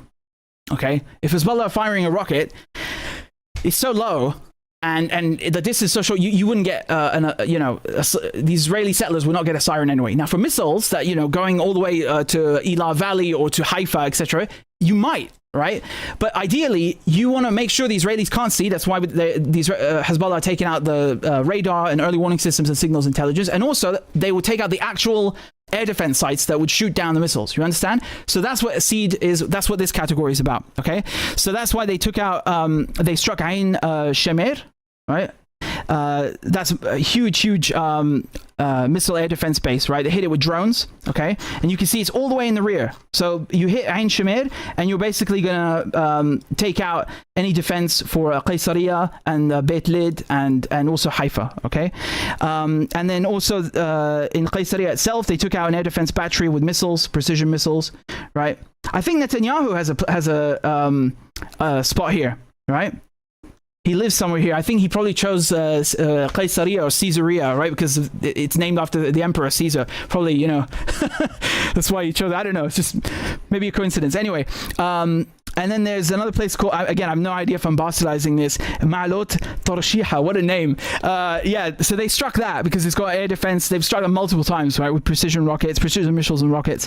And there's also Camp Kala, that's in the Golan Heights. They struck that as well, right? Important air defense battery. And then in Sharqiyeh, they struck that as well. I put this in this category. It was a helicopter, an army helicopter that they shot down, and I put it in here because, I mean, it was as far as I know, if my information is correct, it was an armed helicopter. It wasn't a troop carrier, right? It wasn't like a Black Hawk or something. So yeah, I would put it in terms of, not strictly air defense, but yeah, it doesn't fit in any other category that much, does it? So that's where I put it anyway, right? Very, very significant what happened at Sharqiyeh. So that's pretty much it for the anti-air defense. Now, when it comes to strategic, right? And there's, of course, a whole bunch of others that we didn't even go through, right? I mean, really, if you look at, there's Al-Abbad, there's, Ben Gurion that was struck again by Hezbollah and Iran simultaneously. There's also, I'll talk about Ashkelon and Ashdod afterwards with the fuel. But, Shtula, there's so much on this map. It's just ridiculous. It's really absolutely ridiculous, the scope of it all. Every single day, dozens and dozens and dozens of this stuff, right? Like I said, most common is they're hitting troops with rockets, but today alone, they broke the record. March 20th, they did 51 operations alone, okay? And I think this is the latest video that came out, right? Yeah. So this is the one against the Alexandroni Brigade, right? That I showed you, here, yeah? That's Ain Zetim, okay? Or Zaytim. Again, I don't know if I'm saying it right, but this is where their headquarters is, right? 3rd Alexandroni Brigade. So this is the same exact operation that targeted this one with drones, okay? So let me put it on the screen for you.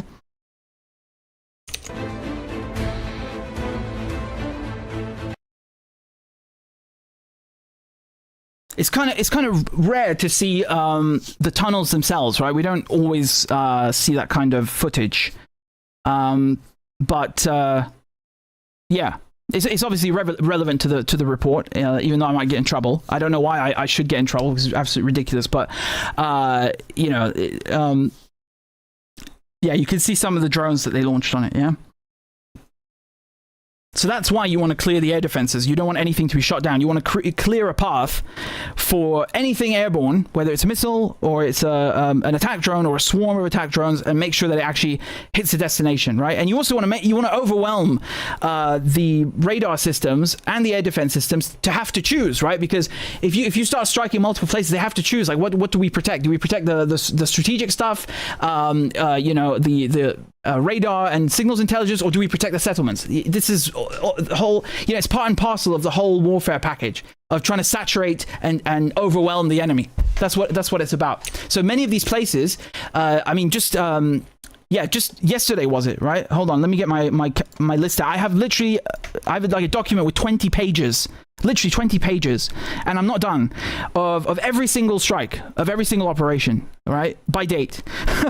So just to give you an example, on March 17th, right, they hit Kiryat Shimona, Mtolle, Malkiye, Dishon, Avivim, Kafar Bloom, Ramot, Naftali, right? Zarayit, Shtula, Menachem, and Bet Halel, with rockets at the same time, all at once, right? So, I mean, you look at the map, that's the whole bloody front. It's the whole blue line, basically, from one end to the other.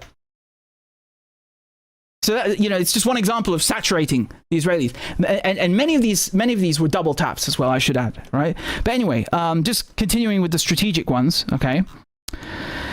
Did we cover all the strategic ones? No, we didn't. I mean, Rafael air defense systems. Rafael systems are an Israeli company, right? They make they make weapons all over the world. They have, you know, offices, but this is one of their main branches, and it's in an office park, right? So let me pull up the map for you again. Hold on. Yeah, so they've struck this multiple times already, and I would put that in the strategic section. Okay. There's also Palmachim Air Base that was struck again repeatedly, and look how far it is as well, right? I mean, it's on the coast, and we're talking. Hold on, let me see relative to Eilat. So that's about 140 kilometers. I'd gauge, yeah. And then there's also the Haifa Naval Base, which was struck, of course, as we know, and you know, they struck this aviation fuel depot over here, in Ramat David Air Base, and then not just that one, but in terms of fuel, they struck Ashkelon and Ashdod. Now, some people want to have a debate whether it was Iran or not. I know at least one of them, when it comes to Ashkelon, was Hezbollah, and that's a further strike to date, and that was just yesterday, right? 200 kilometers. Just shy of 200 kilometers. So that's right outside Gaza. Look at that. Okay, that's right outside Gaza, all the way from South Lebanon, and it wasn't shot down. So it's not only that they have the capability, but they're able to actually complete the strike. So, you know, take that into consideration when you hear all this stuff about, oh, Hezbollah are done. I mean, really? You sure? It don't look that way to me. So, you know, all of that, and this is not even the full thing. Like I told you, I didn't include every single thing. It's about 90% though. This is about 90% of it. But just look at the map. Seriously, just look at the map. It's just obscene. It's just obscene. I don't recall any time in history. Again, could be mistaken, but let's say contemporary or recent history, okay? Not all the way back to the 80s, since they were founded, but let's say in the last 2 decades, I don't recall any time where you had this rate of fire. Maybe if it was one time, it was 2006, but never since then. And definitely not during the support front. Like when we say support front, we're talking about the Gaza genocide, when the goal was to draw the Israeli troops away from Gaza. As you can see, it's not that far away, north to this place, to, you know, basically open up 2 fronts on them, right? And even that, it was not this active. Not even close. Not even close. So, you know, it's bloody overwhelming. Keeping up with all this, it's bloody overwhelming. I swear to God, like, I'm, you know, Like I said, I'm going to die mid cartography at this point. But there you go. That's kind of everything that's been happening, and I'll have more updates for you. But yeah, the Israelis, their goal is to displace 1 million Lebanese, and they have, right? But they want to take everything, and I tried to put this whole, this is the map published by the Israelis, and I overlaid it. Okay, so do you see how enormous that area is? I mean, look how that's all of Lebanon, right? Look at that. I mean, it's the entire south. And they basically want to control everything up to the Litani River. And what they've been doing, the Israelis, is blowing up the bridges along the Litani. And they claim, of course, right, that, oh, well, it's to, to cut off the Hezbollah support or whatever that means, like, because, of course, obviously, after everything I've showed you, the only way that Hezbollah are able to function is through these bridges, right? I mean, they're demolishing civilian infrastructure. You can't blow up bridges. You can't. Look, unless there's a column of tanks or, like ICBMs on a bridge and it hasn't been used for by civilians, in forever. Yeah, okay, I'm sure military lawyers could justify that, but this is rubbish. Every bridge. Yeah, that's war crime. That's a war crime. You can't do that. Right? You can only blow up civilian infrastructure if it's 100% being used for military purposes and it's proportionate. It has to be both. You can't have just one of them. And again, it doesn't apply in any of these cases. So they're just doing it to displace, to terrorize the Lebanese civilian population, destroy their infrastructure. And we know they have this doctrine, the Dahiyya doctrine. And even if it didn't have a name and they hadn't done it in Dahiyya, you can look at any other place in the region and see the same behavior. But we know for a fact that they have this doctrine of maximum civilian damage in Lebanon of all places. So yeah, it's the exact same army. It's not an analogy. It's the same army in the same area doing the same war crimes they've been doing for a long bloody time. So they publish this and then assume and expect everybody to just, pack their stuff and just leave. I mean, imagine someone did that to you. Oh yeah, just follow this arrow while we blow up your house. I mean, and then, the Lebanese government, where's their support, right? Like, I feel, I'm trying to be diplomatic now.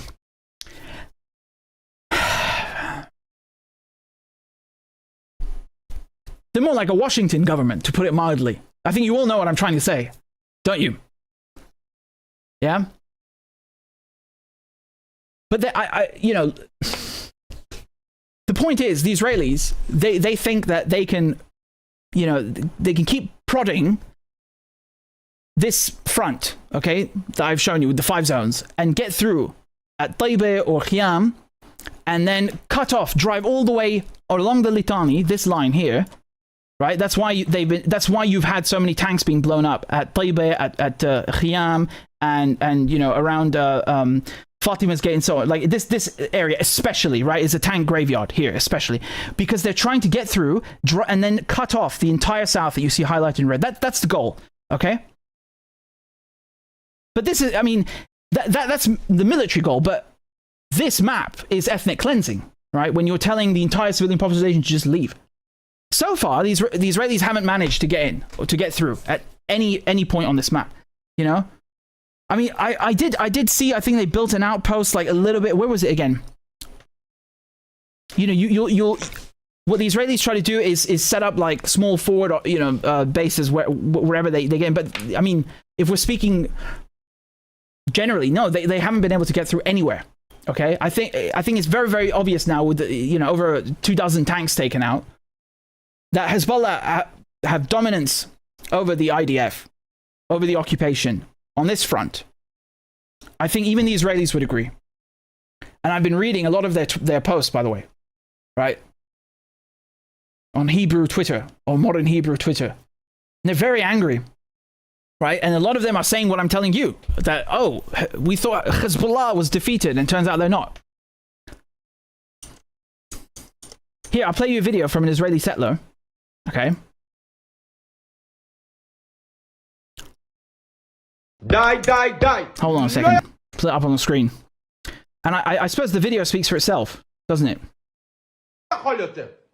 לא יכול יותר שאין להם מסגרות, אני לא יכול יותר. 15 יום כבר. לא עבדתי דקה. דקה לא עבדתי. איך אפשר להתקדם במשהו בחיים שלנו? כל שנייה עוצרים אותי, אני מתקדם, נכנס למומנטום עצירה, בום חודש, בום חודשיים, בום חודש וחצי, די, לא רוצה רצף, אוף, לא יכול. אתה קם בבוקר, אתה הולך לגינה, צבע אדום, במקביל,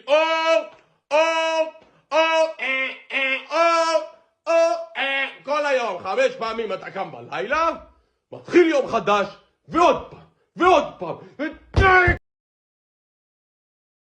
I think you get the idea.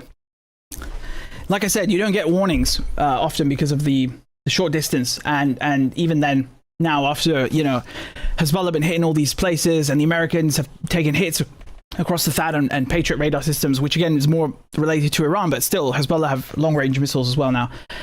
You know, they're very displeased in the north, let's put it that way.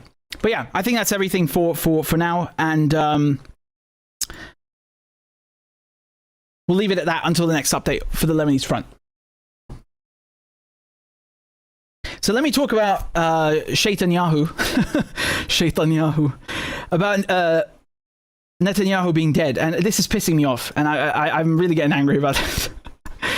Okay, I'm gonna set this straight once and for all. This is really angering me. I think it's just trolling at this point. Yeah. Where is he? Yeah. Okay. So everyone on the internet is going crazy and thinking that Netanyahu's dead. He's not bloody dead. Okay, if he were dead, you would know. Okay, I would tell you that he were dead. He's not.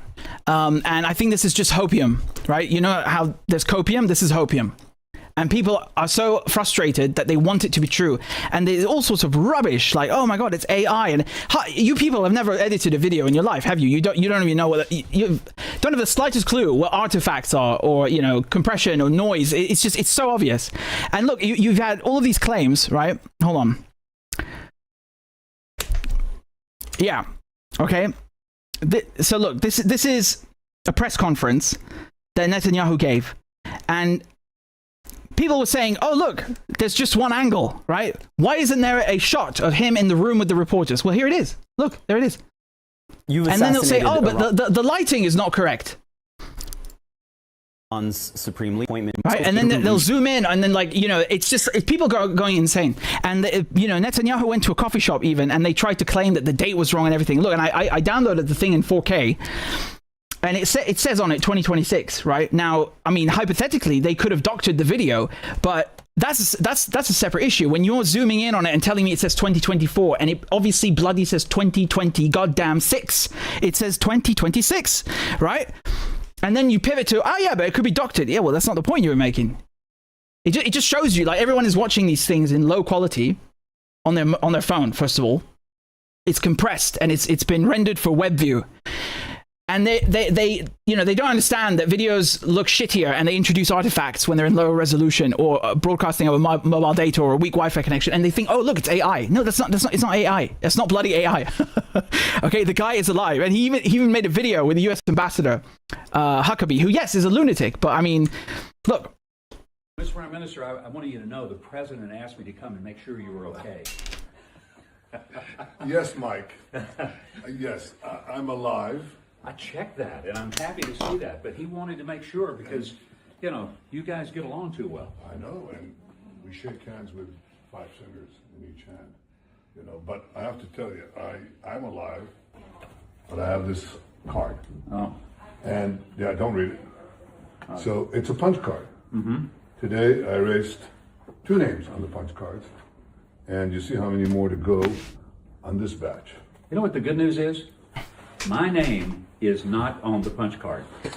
Your name is on the list of the good guys. Thank you. Yeah, I mean, honestly, making jokes about assassinating people, I find is way more newsworthy.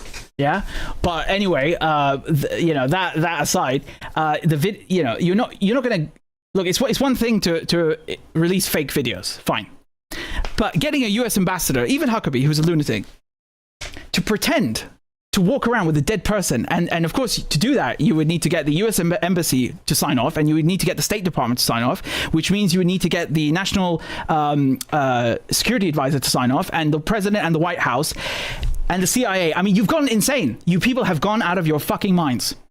You've lost your minds. You have lost your goddamn minds. The guy is alive. And then here's another one. There's a security briefing, and people are claiming, oh, look, if you look at the air vents, right?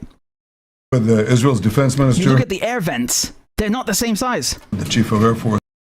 Okay, I'm trying to show you the do you see that? Yeah, because those two are it's a closet. That's why they're different from the other ones. You goddamn morons. It's a closet.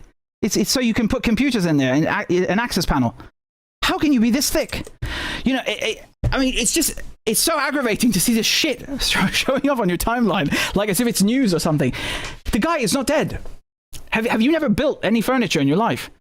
You don't know what an access panel is, where you put a computer in. I mean, this is obscene, and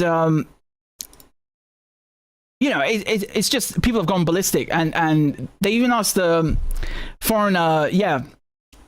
the Senate Foreign Relations Committee. Times on.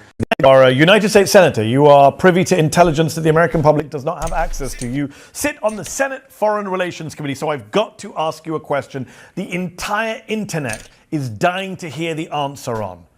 Is Benjamin Netanyahu dead? Yeah. You know, this is the kind of thing that the internet now is famous for. I mean, it is hard to believe anything you see sometimes on the internet. This is the latest example. You didn't say no, Senator. That's what people on the internet are going to notice.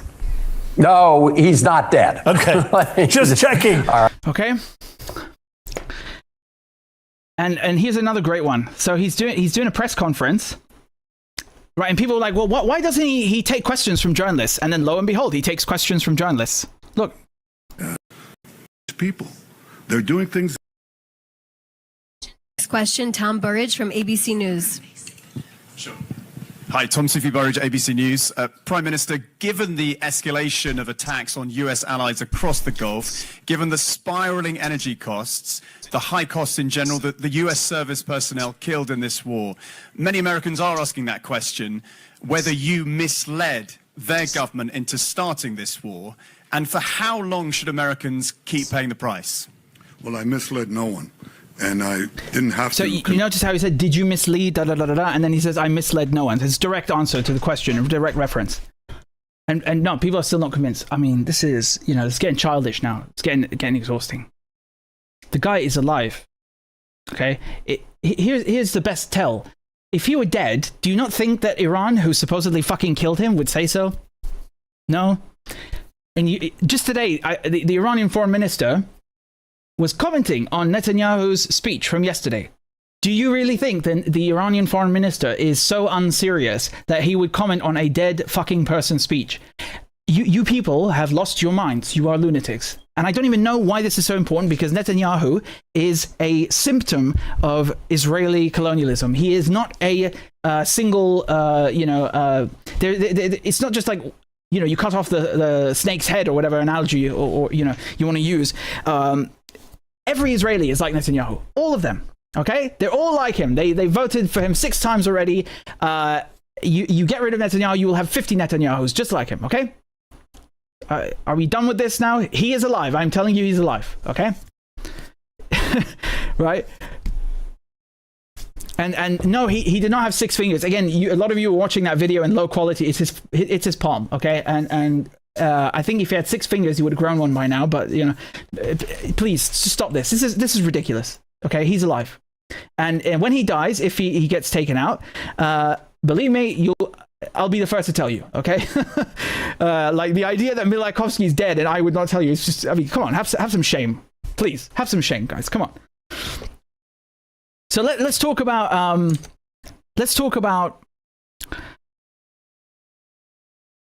Iraq. Okay. Let's talk about the Iraqi front. We haven't discussed the Iraqi front. A lot's been happening there. A lot has been happening on the Iraqi front. So you should be able to see that now, yeah? And I've got maps to show you as well. So just let me prepare those.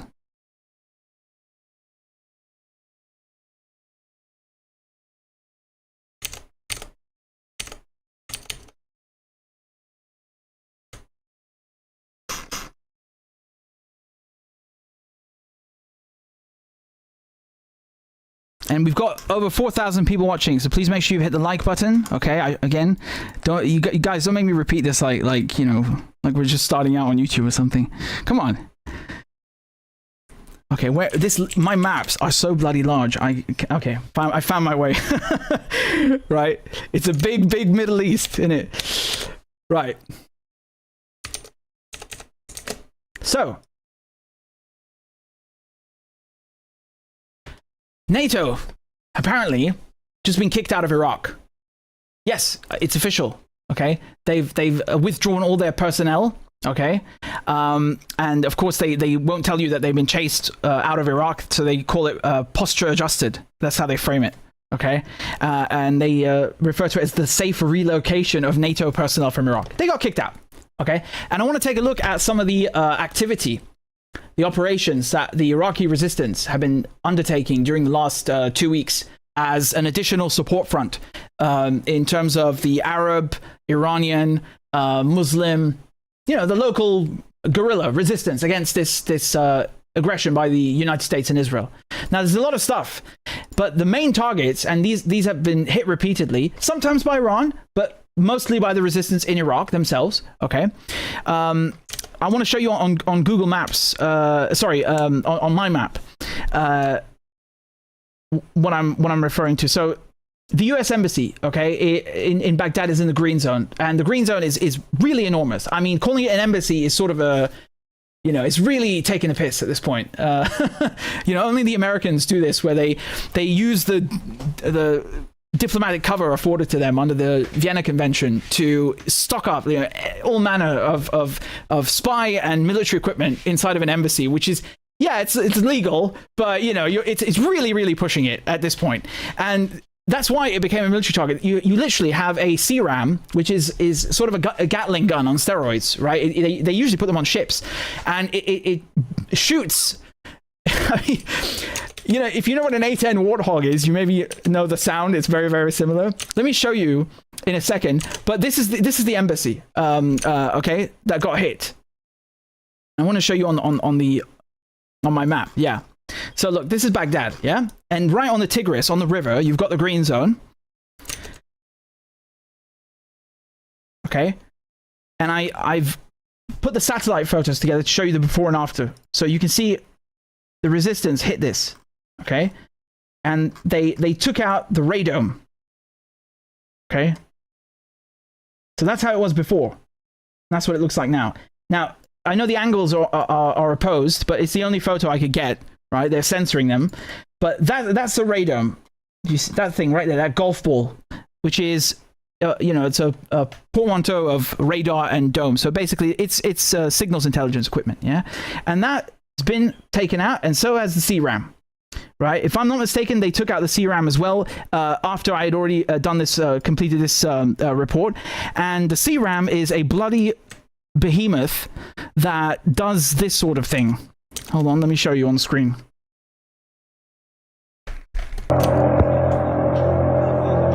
Yeah, that's what's on the US Embassy. So do you understand when I say they're taking a piss?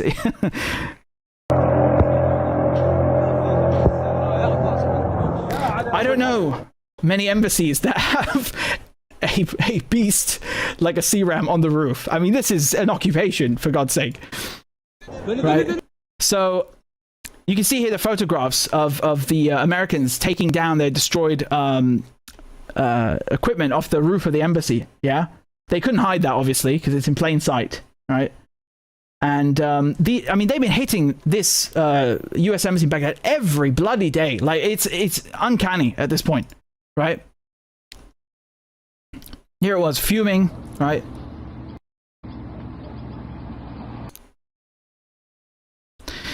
It's kind of ironic. It's kind of ironic that the CRAM is there to shoot down the drones, and then it ends up getting taken out by the drones. And this is the game of cat and mouse that's been going on constantly, all week, all 2 weeks between the Americans and the Iraqis, right? They've taken that out. Yeah. And I had a feeling they would win. I had a feeling. I said my money's on the Iraqis. Here's another video of the CRAM.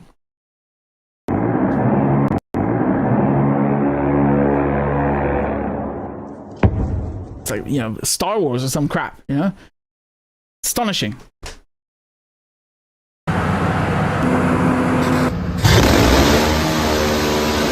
Yeah, very, very diplomatic. Very diplomatic, indispensable for any mission.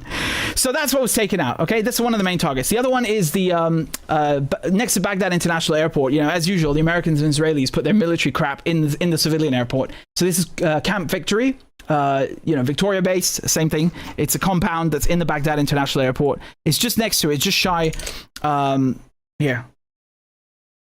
Okay, so that's the embassy, that's the green zone, and just west you have the Camp Victory. That's taken out by attacked by drones multiple times, right? And again, it's a military base. Okay, I've lost count how many times they've hit it at this point. Aside from this, right, if we zoom out away from Baghdad and we go north up to the Kurdish region, so Erbil, you have these two bases over here. Harir Air Base, okay. So I also got the before and after photos to show you, and I overlaid them to give you an idea of the scale of the damage. So, yeah, you can see here, these are suspected Apache attack helicopter hangars, okay? And you can see the damage there, right? And then just up here, these are officer barracks, or suspected officer barracks, right? Completely destroyed. And these are just the images that we have. It's the damage is probably far more extensive. And then going to the other one, so to Erbil Air Base, which is also known as Erbil International Airport, because once again the Americans stuff their military crap in the civilian, you know, adjacent to the civilian infrastructure. So these barracks here, suspected barracks, were taken out, and yeah. You can imagine me again. This is why I haven't been streaming as often. I'm sitting here like all day, you know, it's like looking for a needle, you know, looking for a needle in a haystack, and trying to match these up. Apparently, I'm the only person in the world who does this, but I do it because I want to be very thorough, and you know, just claim, oh, look at this before and after, and you actually don't even really know if it's from that area. No, these are confirmed. Right? I'm showing you. So yeah. And this is just a little bit. It's just you know, a minute portion of what we actually of what's actually been taken out in these bases. Okay. Now, in addition to that, I didn't put the oil fields and the refineries that were taken out in Iraq because I wanted to focus more on the you know, the U.S. petrogas dollar, and also on the refineries and wells and hubs in the Gulf, right? Those I felt was slightly more important. So I'm gonna transition to that in a second. But yeah, the Iraqi resistance every single day, you know, consistently. I've never seen this, neither during the support front nor prior, have been wildly efficient and active.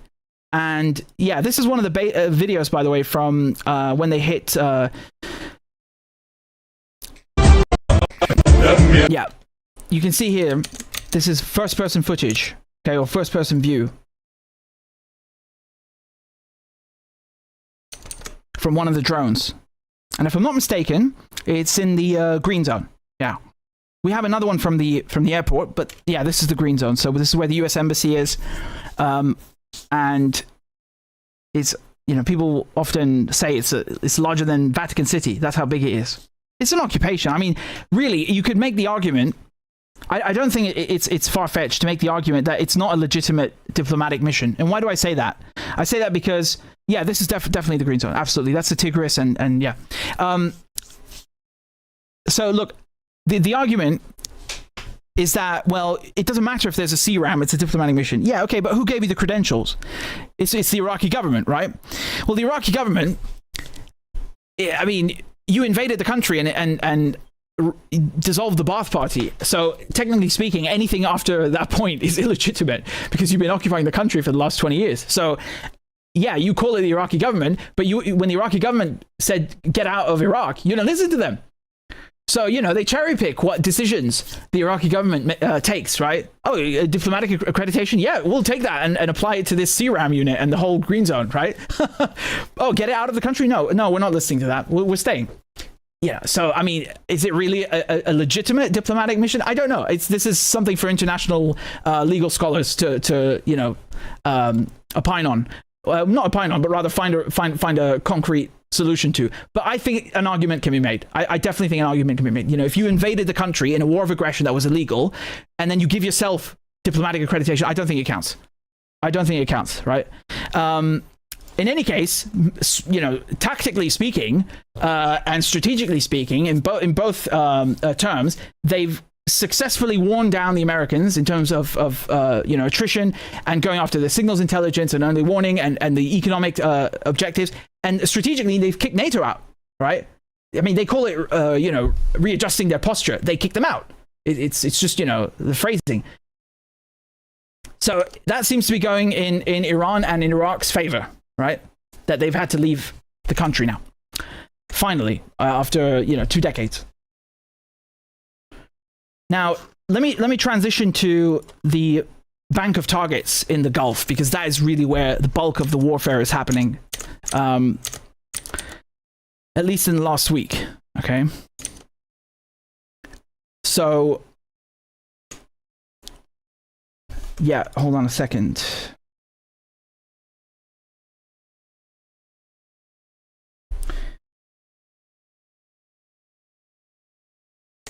So, did you guys see that speech from the what was it, the Saudi foreign minister, okay, where he was complaining about Iran?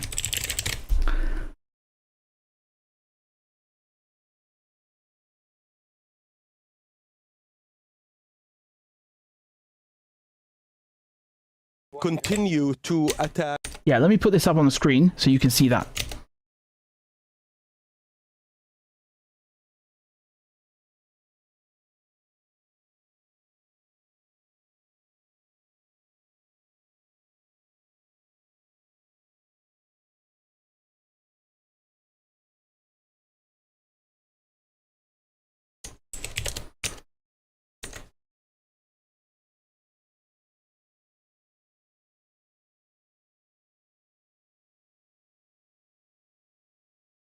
Continue to attack their neighbors, their brothers, and they are while they're calling for Islamic solidarity. How do they expect Islamic solidarity and support while they attack Islamic countries? They hamper their interests. They target their civilians. How could they call for diplomatic solutions while they attack nations that have no relationship to the ongoing conflict? All of this is an indication that Iran has always regarded its neighbors not based on principles of brotherhood, nor with a sincere desire to coexist and to develop, but rather always looked at them with hostility and with the perception that whenever needed they would escalate and target such nations in order to exert pressure on international community. The primary message is that if Iran believes that the Gulf states are incapable of resilience nor respond, their calculations would prove wrong.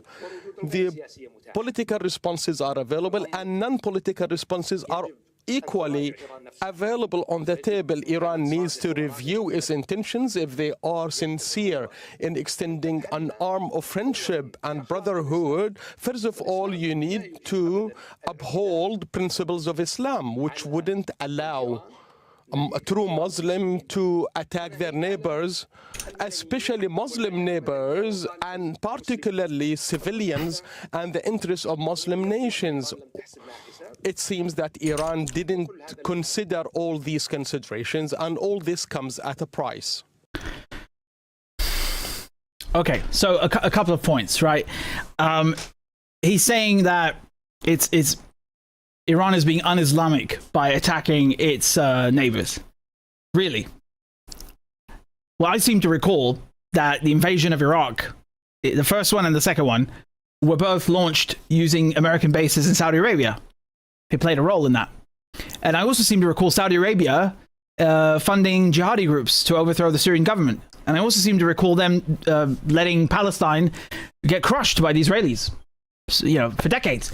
And I also seem to recall Iran itself being attacked from Saudi Arabia with American assets based in Saudi Arabia during this war and the last one. So, how do you square that circle? How do you, come here and then talk about un-Islamic behavior? Besides, I need to be very clear with you guys. Saudi Arabia is not even a real country, right? You know what Saudi means? Al Saud. It's the name of the family, of the royal family. It's the only country in the world that's named after a family. And they were put in place by the UK. All these countries are they're not real countries. I mean, look, I'll show you what I'm talking about. These countries all have American bases now, right?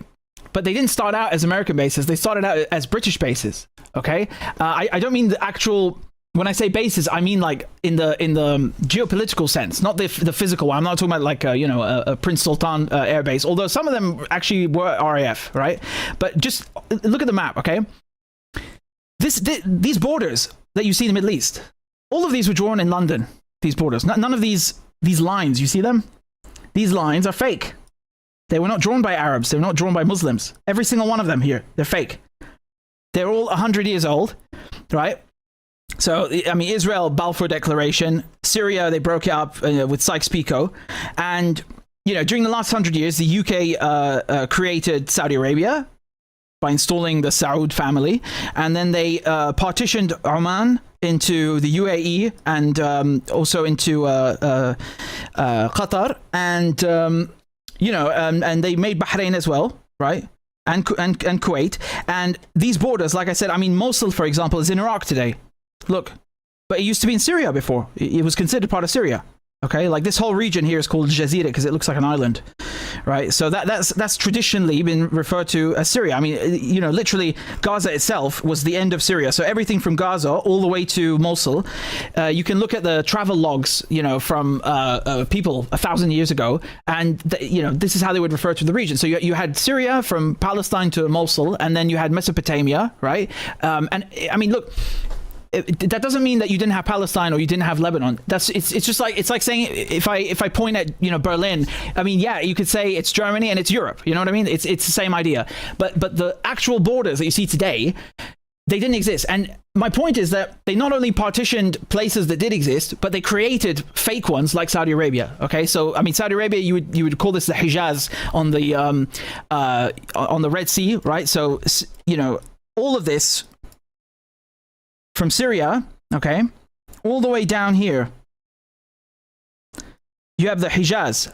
And in 1920, for example, I mean, if you've seen Lawrence Arabia, you know what I'm talking about. The story. It's true, though. In 1920, the Arabs, they had kicked out the Ottomans by 1918, end of World War I. And then in 1920, there was, in Damascus, they created the Arab Kingdom of Syria. And that included everything, down the Hijaz, so down Saudi Arabia here, the left side, yeah? All the way here, plus everything you see, Palestine, Jordan, Syria, Lebanon, all of this, right, was one country. It was democratic, and it was voted on and created by Arabs themselves. And then France immediately invaded, and and then the UK removed Faisal, and they installed him next door in Iraq, where he had no... He wasn't known, he has no tribal connections, no grassroots support, and they did that on purpose. So basically, he would be backed by the British military. So he's projecting force that way, but they can control it, right? And they use that to put down a revolt. So it's just all power play bullshit. And so for this fart to come on and call Iran un-Islamic when he's done fuck all for Palestine, and I should remind people that in the Epstein files, I think they gave a piece from the cloth from the Kaaba to Jeffrey Epstein. So I mean, that by itself is a scandal. And they've betrayed Palestine 50 ways to Sunday, and on top of it, they're not even a real country, never mind a Muslim one. It's just it's a joke within a joke. You know what I mean? It's just crazy. Like, who the hell are you, honestly? And now, after all these decades of allowing the Americans to kill and murder Muslims and Arabs across the region from their soil, from Saudi Arabia and the other kingdoms, right, that are next door, all of them that have these US bases. Now they're suddenly offended. Now they draw the line. Now it's too much. Iran has, I mean, all they've done is touch the refineries, right? Now, again, that's coloring outside the lines. Yeah. Like, legally speaking, it's coloring outside the lines. But again, you know, he's making it out to be like it's the hypocrisy that I'm trying to point out. You get what I mean? I'm not saying it's legal. I'm pointing out the hypocrisy. And especially Iran was attacked first. So that's another layer to the whole hypocrisy, right? Like, you know, they want to feign outrage at someone defending themselves. Come on. Come on. That's just obscene. So let me show you the bank of targets of what's been hit during the last week or so, right, by Iran. The Americans went and bombed a bank. The Israelis and Americans bombed a bank in Iran. And the Iranians immediately said, from this point forward, we are going to target Western commercial assets. Okay? And they did. So I've grouped these, you know, into a bunch of categories. Let me just again, normally I would put a legend and I would call out someone who didn't have a legend, but this is a video. It's not a physical, you know, static map. It's interactive. So I think I can make an exception for myself. But yeah, you see the dollar signs are the banks that Iran hit in response. So they hit Citibank in Bahrain, okay? And they hit the other branch in the United Arab Emirates as well. And as a result, Citibank partially shut down, right? They did a partial shutdown. There's just one branch of Citibank that's still open now as a result of that. So an eye for an eye, okay? You know, in the past, people would like make fun of Iran and say, oh yeah, they're you know, they say they're going to respond, but they never respond. I don't think that you will hear much from those people today. But anyway, so they hit those, and then HSBC shut down completely. I mean, when I say shut down, I'm not saying they withdrew from the market. They're still in Saudi Arabia, in the UAE, but they shut down the branches temporarily, right? So in case they get hit. Yeah, when it comes to the tech targets, right? Iran also started hitting a bunch of offices that belong to American corporations, and they picked ones specifically that are part of the war effort. How are tech firms part of the war effort? They are the war effort, but specifically data centers like Amazon Web Services, AWS. I marked them in orange, you can see, right? And again, these are not the exact locations, okay? These are not exact locations, but they are in the right country. They're just for visual purposes, so you understand what's going on, so you have an overview. Iran hit 2 data centers that belong to Amazon in the UAE because Amazon Web Services provide infrastructure to the Americans and Israelis for their military. Now, you might be wondering, what does Amazon have to do with the military? Well, these data centers, they run analysis and they run operations through the infrastructure that Amazon provides, right? It's much cheaper for them to rent it than to have to build it and buy it. You understand?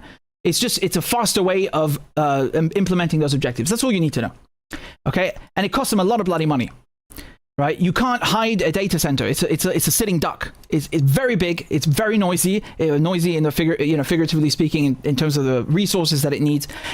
It's an easy target, and it's integral to the war effort. And we know for a fact that AI and cloud services have been used in warfare in Gaza and now in Iran. So they hit also Amazon Web Services in Bahrain, right? And all of these were struck with drones, by the way. Yeah, and by the way, HSBC shut down in Qatar as well. That's another one I wanted to say. So, in addition to the banks and in addition to the tech firms, there are other tech firms that Iran warned warned they would strike. So that includes Google, that includes IBM, includes Nvidia.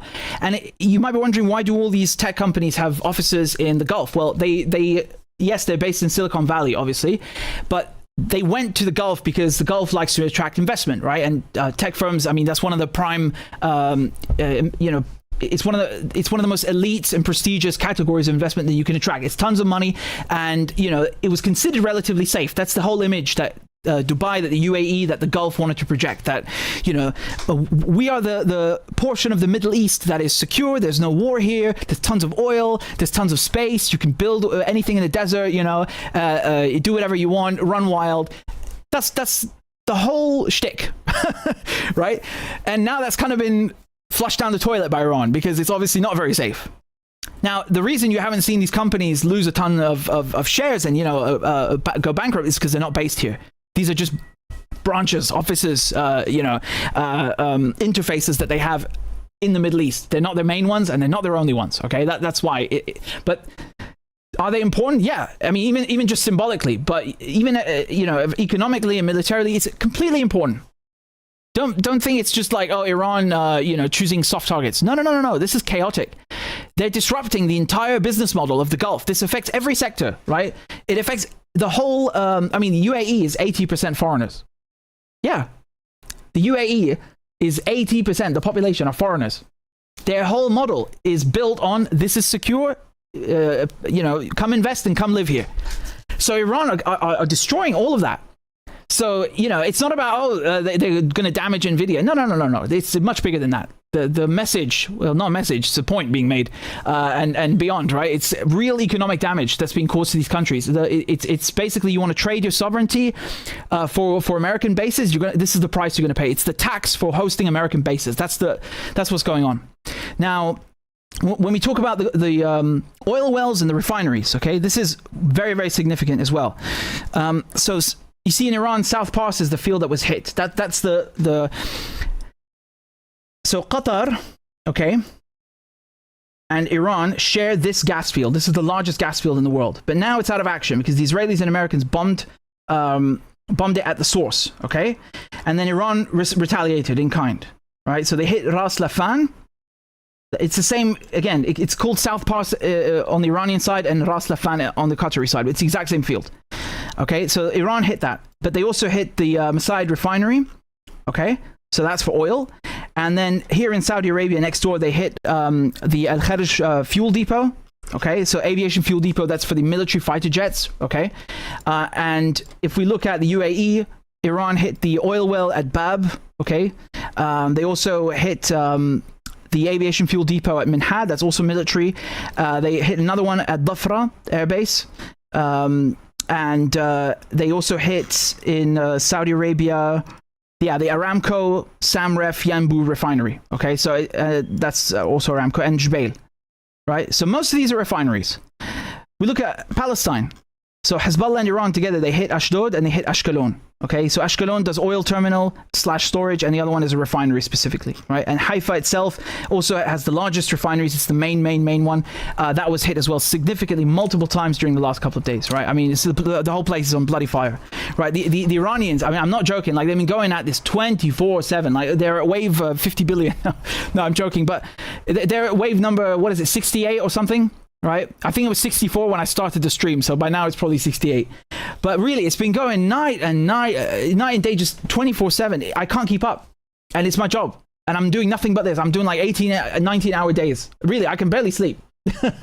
Like, I'm glued to the screen. I'm following every single thing, and I can't keep up. It's that big, so I want to give you the whole well-rounded coverage on every aspect. But I'm trying to impress upon you, I'm not trying to play the violin here. I'm trying to impress upon you the scale of this goddamn war, how big it is. So that's the escalation yesterday, right?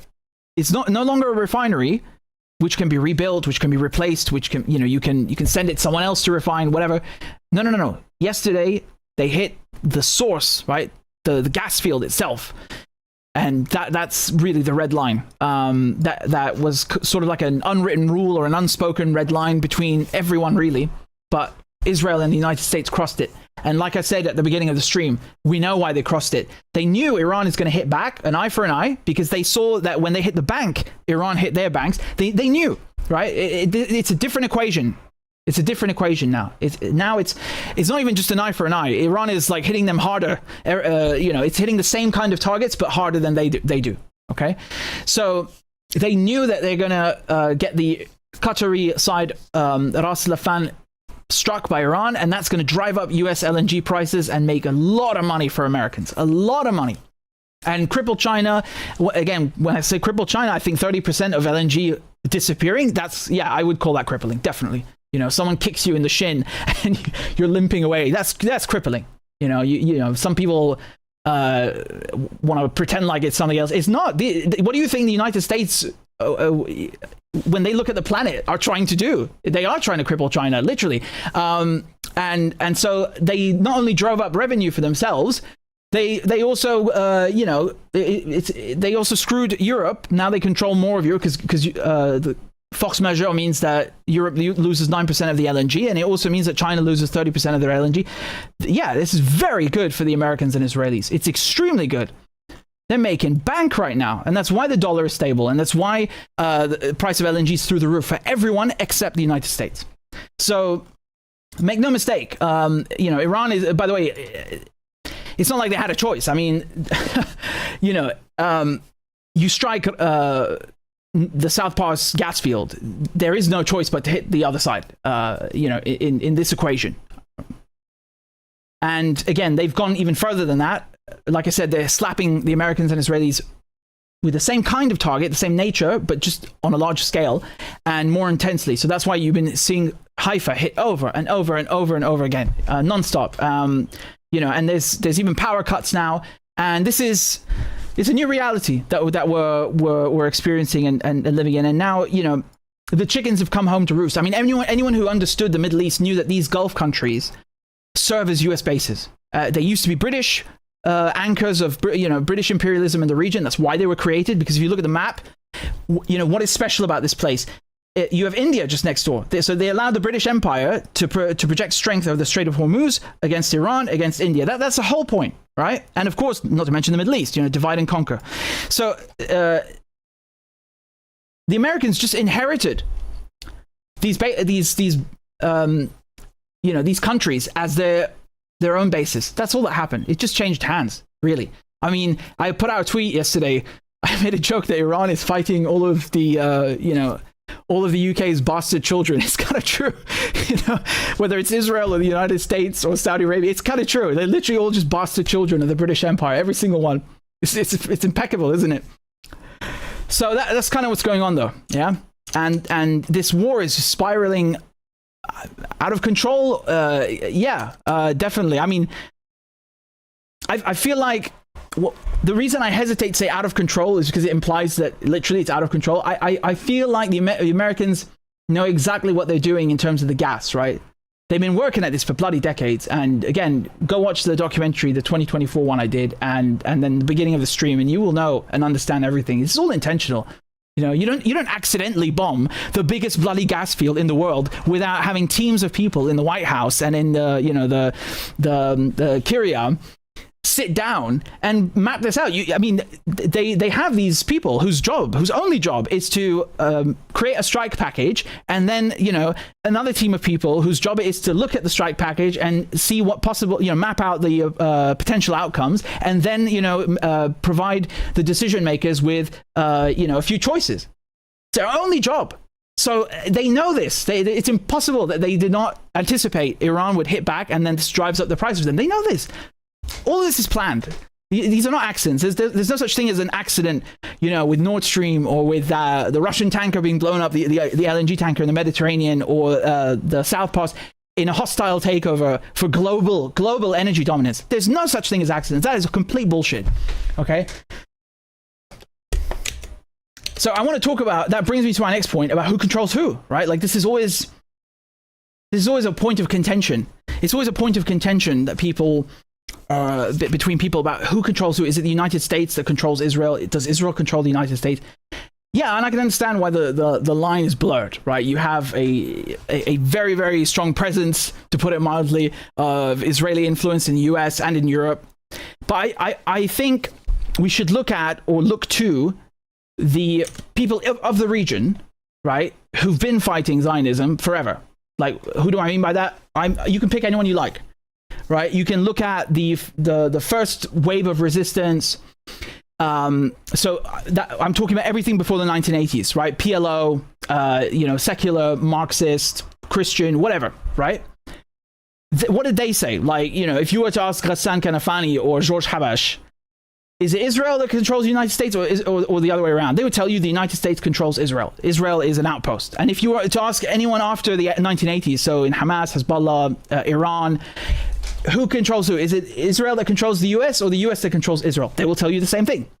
They will tell you that the United States controls Israel, that Israel is a base for the US. And if you ask someone, to analyze this from the perspective of material analysis, right? The answer is identical. All of the weapons and the money flows from the United States to Israel, right? And let me offer you another perspective to you. Right now, if you look at who's running to a shelter every 5 minutes, is it Americans? No. Are there any American civilians that have been killed in this war? A single one? No. Has a single American home been blown up? No. Is the US industrial heartland exposed and under fire? No. So the United States is shielded on the other side of the planet from all of this on a humanitarian level, on an economic level. As a matter of fact, like I just pointed out, they're making more money than ever. We've never seen LNG prices, like profits this high in the US, okay? So they're benefiting in every single way, right? They started this war. It's a war of aggression. They've driven up energy prices, energy that only they have a control over. Their civilians are 100% safe. Their homeland, their industry, 100% safe. Yeah, they've taken a beating with the radar systems, and I'm the first one to tell you that, right? And they're winning in every single way. And as a matter of fact, it's ironic because the Israelis, they're not actually suffering the way people in Gaza and Lebanon and the region has suffered under at their hand. It's not even comparable. But if you compare it to the United States, yeah, they're the only ones that are actually suffering even anything mildly resembling what they've done to the region. Like they're the ones under bombs, they're the ones that have to run to shelters. They started the war and no one forced them to come to this region. But you get my point. Compared to the United States, you look at the two, who's actually winning, in terms of safety, security. It's the US. And I have no reason, two governments have targeted me for my reporting. And, I've been talking about the, Zionists, the Jewish lobby, Jewish supremacy before anyone, right? Like these things about Greater Israel and how they use the Talmud and their whole Zionist mentality is based on this Jewish supremacy. I was talking about this 5 years ago before half the people had even heard of this, right? So I'm the last person to downplay the seriousness of it. And when you're talking about wars like this, you have to analyze everything. You can't talk about World War II without going back to the rise of Nazi Germany and then going back to Versailles and all that. So it is important. Like, don't misunderstand and think that, the Zionist mentality and the Zionist history and the, influence that they have in Europe and in the US is trivial. No, it's not. It's absolutely not. But it's not the driving force. Do you understand? The Zionists tried to make a deal with Nazi Germany. They literally wrote this explicitly, and it's in the book from Lenny Brenner, who's a Jewish author, by the way, but he doesn't write anything. That's what I love about the book. It's 51 documents of Zionist collaboration with the Nazis. That's the title. And you can see the letter. It's a Zionist movement in the 1930s writing to Nazi Germany, and they say, if you support us, we will help you fight the British, and we will give you oil and influence in the Middle East. So that's number one. They tried to seek an alliance with Nazi Germany, and they did. Then before that, of course, they had support from the British government with Balfour. And now they have support from the Americans. So you can see the Zionists just try to go to whoever has the most power in a given period in order for them to be something, right? In order for them to actually have any at all. So it's not them that actually project power. It's everyone else. Do you understand? And that kind of proves my point. And don't take my word for it. Listen to Nasrallah, for example. I mean, Nasrallah is considered, I think by most, even the Israelis, and that includes Netanyahu himself or Milakovsky, who said, literally, I think a few months ago in a speech, right, that Nasrallah is so important, he was the strategic driving force behind the whole axis of resistance, not Iran, okay? So what reason does he have to lie to you, to me, or to anyone else? And listen to his own words on this exact issue. الاتصال الأخير من بايدن بيأكد كل اللي كنا نقوله سابقا إنه لا الأمريكان بس بدهم يشغلوا يوقفوها بيوقفوها. إنه الأمريكي ما بيقدر يفرض على الإسرائيلي هذا حكي فاضي. لو بتعرف في هيك نظريات إنه إسرائيل هي حاكمة أمريكا. لا حبيباتي، أمريكا هي الحاكمة إسرائيل. هاي قصة اللوب اليهودي والصهيوني، هاي ما تواخذوني نكتة عربية بس لحتى العرب ما يقاتلوا إسرائيل، وحتى يروحوا على أمريكا ويحطوا فلوسهم بأمريكا ويعملوا علاقات مع أمريكا إنه بدنا نعمل لوبي عربي لننافس اللوبي اليهودي، وشفنا 75 سنة شو طلع مع اللوبي العربي غير إنه. Okay, that's one video from 2023, 2024. I'll give you an even older one. خطأ موجود بالعالم العربي بموضوع علاقات إسرائيل وأمريكا، وبنرجع بنعيد وبنرجع بنكرر، وهاي اسمح لي أقول لك أكذوبة اللوبي الصهيوني، إنه اليهود هن حاكمين أمريكا وهن بياخذوا القرار وهن عاملين وهن مساويين ومشاكل. لا، أمريكا هي صاحبة القرار. بأمريكا في شركات كبرى، في مثلث ثالوث، شركات النفط، شركات السلاح، وما يسمى بالصهيونية المسيحية، هو أصحاب القرار. هذا التحالف. إسرائيل كانت في الماضي أداة بريطانية، والآن هي أداة أمريكية. And by the way, in case you're wondering, the translation is 100% accurate. I can tell you, I can certify. Here's another one. This is from Times of Israel quoting Nasrallah, right? And when is the article from? 2015, right? So I'm giving you Nasrallah in various decades saying the exact same thing. So he's never changed the position, okay? So he's saying, Hezbollah leader Hassan Nasrallah, in which he called, Israel, which he called the West's instrument in the Middle East, okay? Nasrallah said Western countries were protecting Israel because the country was a tool in the West's project of control in the Middle East, and that the US was responsible for the crimes in Palestine. Okay? I think you get the idea, and you can go and look at any leader in the resistance, or the overwhelming majority of them, and they will tell you the same thing. Whether it's Sinwar or Bashar al-Assad. I mean, he's no longer now. Syria's gone, but you get my point. And when I interviewed George Abdullah, who is a Lebanese Marxist revolutionary, right, and a Christian, and he said the exact same thing to me, right? And they put him in prison for 41 bloody years. So I think, he's not going to shy away. By the way, both Israel and America put him in prison, okay? And the Americans made sure he stayed there, as did the Israelis. So, I asked him flat out, like, who controls who? Same answer. The United States controls Israel. I think it's very, very clear. And I think the problem is you have a bunch of right-wing lunatics who have no political education, who have no grasp of like what is imperialism, what is colonialism, what is, what is geopolitics. And, all they've got to offer is a bunch of, racist bollocks about, oh, it's the Jews. I'm sorry, the Jews is not, a geopolitical thesis.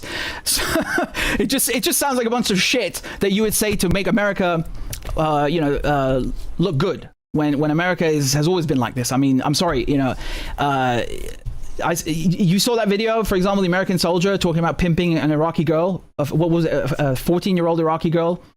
And then she committed, she offed herself afterwards. You want to go look at Vietnam and My Lai massacre and the rapes that happened there? You want to talk about Hiroshima and Nagasaki, dropping nuclear weapons on civilians?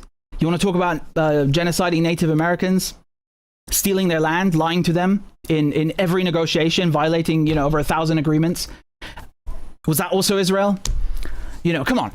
I think you have a large part of the American right who know fuck all about international relations. They got their heads so far up their own asses, and the only thing that they can say is to try and save America's reputation, because they can't come to terms with the fact that actually America is spiritually Israeli and always has been. It's literally a settler colony. It was created in the exact same way that Israel was. Not to mention the fact that everyone of any consequence, whether they're a thinker, whether they're a fighter, whether they're a leader, in this region, on the front line with Israel, is saying it's America, not Israel. So who are you going to trust? You're going to trust Sayyid Hassan Nasrallah or some, right-wing nutjob in America who doesn't know their ass from their elbow? I think it's very, very clear throughout the last 80 years, the position is very consistent from the people that are actually living under Israeli occupation. They have no reason whatsoever to let off their oppressors. So when they're telling you, no, it's America pulling the strings, I think we should take them seriously, right? And that's the conclusion that I've arrived to. And I think it's very, very obvious when you look at the fact that actually it's the Israelis that are running to the shelters. Not that I feel, any sympathy for them, but and not that compares to the suffering they've imposed on others, but you know, the Americans themselves, the US is not feeling and never has felt the brunt of modern warfare ever, right? Like when the Nazis were bombing London, you know, including our grandparents, the Americans didn't feel anything like that during World War II. Yeah, you had some submarines, Nazi submarines that showed up, you know, to do a bit of spying, but they never actually struck any of the United States civilian or residential areas ever. And even Pearl Harbor was a military base. So, you know, the United States has never felt the effects of a modern war ever. And that is a win-win in terms of strategy and in terms of just cold, hard facts, right? If you're in a war and yet the war is never on your turf, you're winning, you know, in some capacity. And all of these weapons are American. I mean, do I even need to point that out? If it's Israel pulling the strings, you wouldn't have to have, you know, billions of dollars being sent every year to keep the colony going, would you? And then some people will say, well, yeah, but why do you have a lobby then? What's the point of the lobby? Well, I mean, Sayyid Hassan Nasrallah just said that the lobby is irrelevant.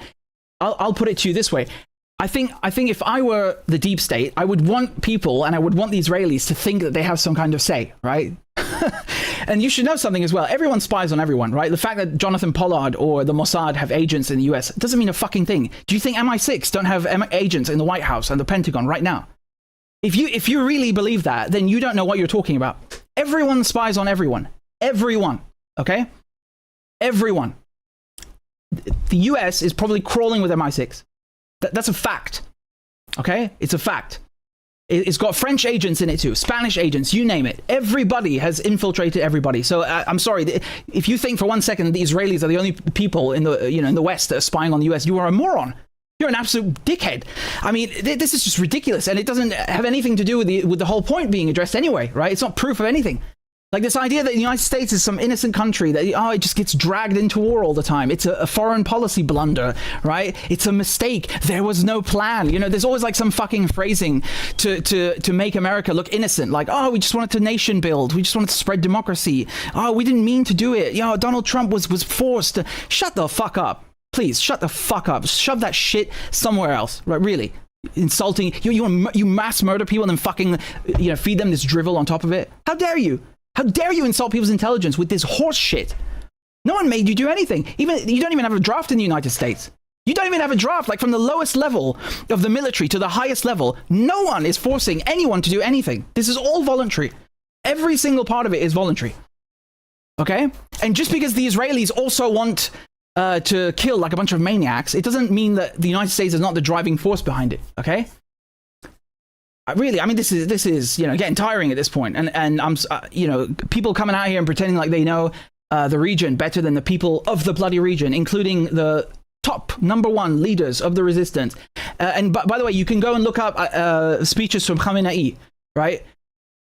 Exact same point, right? The supreme leader of Iran, who was assassinated last week by Israel and the United States, always used to say the same bloody thing. It's the United States running Israel, not the other way around. That's why they call the United States the Great Satan and Israel the Little Satan. So you're going to tell me that everyone is a moron and, a bunch of right-wing clowns in the United States, they suddenly figure this out. The whole planet's been waiting for the massive geopolitical analysis of some morons who just so happen to want to make the United States look good. That's very convenient, right?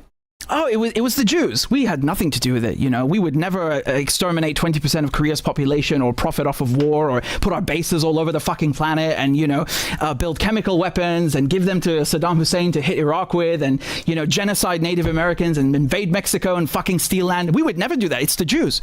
Fuck off, please, really. I mean, this is getting boring. Right. And I think my credentials are unimpeachable, and so are Sayyid Hassan Nasrallah's, and so are Khamenei's, and we're all telling you the same bloody thing. It's the United States, it's Western imperialism, and these morons want to come along and act like they've finally figured out the whole riddle. No, piss off. I'm not having it. Not having it. Sorry.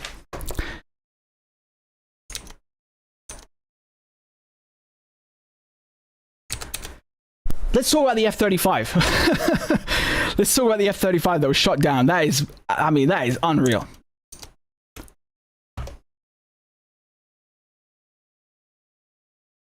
So,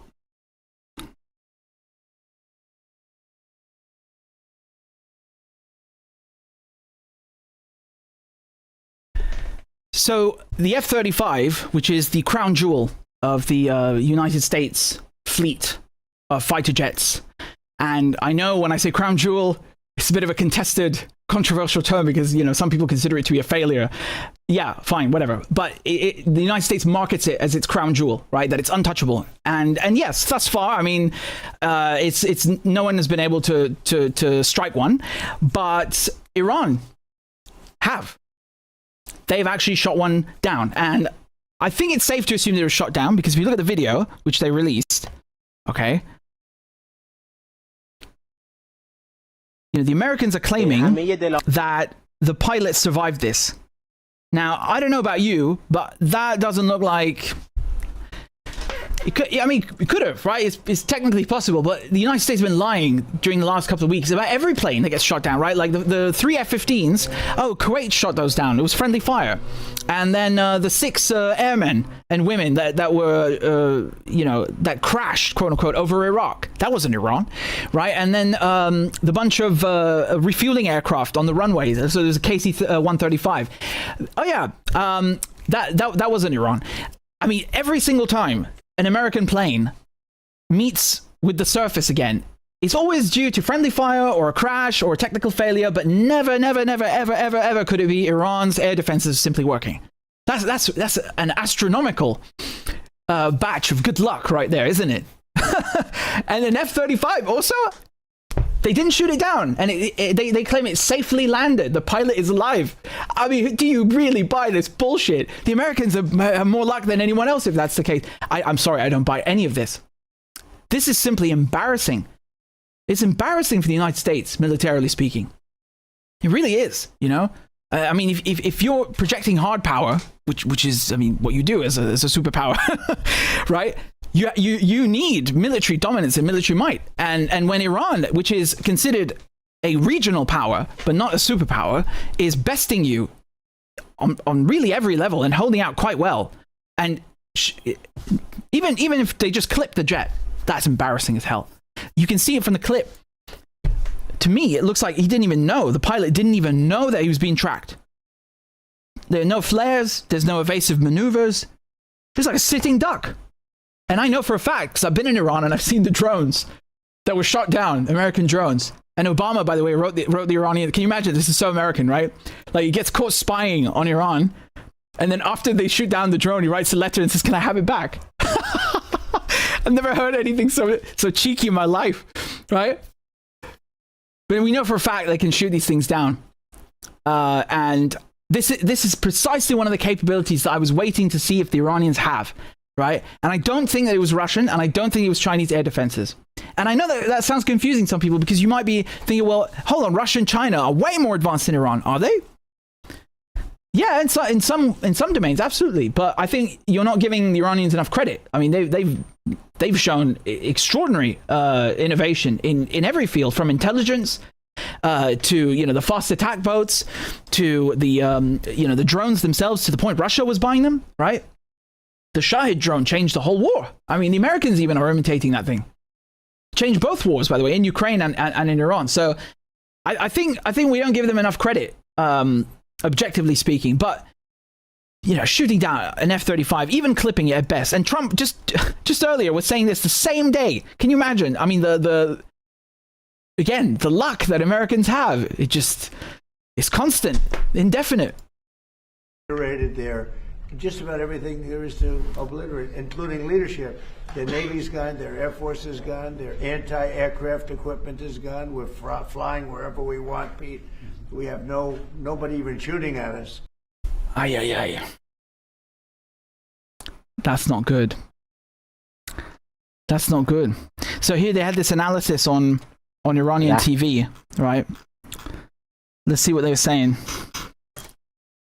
این اولین باره که یک جنگنده نسل پنجم در تمام دنیا، حالا متعلق به هر کسی، رهگیری میشه و اصابت داشته. این جنگنده اساساً به عنوان استیلت یا پنهانکار ساخته شده، یعنی بنابر اینه که شما نبینیش نبینی، یعنی با رادارها نتونی توی سطح رادار ببینی. یعنی الان جنگنده F35 به عنوان یک جنگنده نسل 5 آمریکایی اساسا در هیچ راداری دیده نمیشه یا سطح مقطعش انقدر کوچولوئه که اصلا دیده نمیشه توی رادار. نمیتونن رهگیریش بکنن دیگه. این مسئله فنی داره. ببینید مثلا همین پهپادهای شاهد خودمون رو، تصویراش خیلی زیاده تو جنگ روسیه و اوکراین هم هست. خیلی از من میپرسن، میگن آقا اینو طرف داره میبینه، چرا پس نمیتونه بزنه؟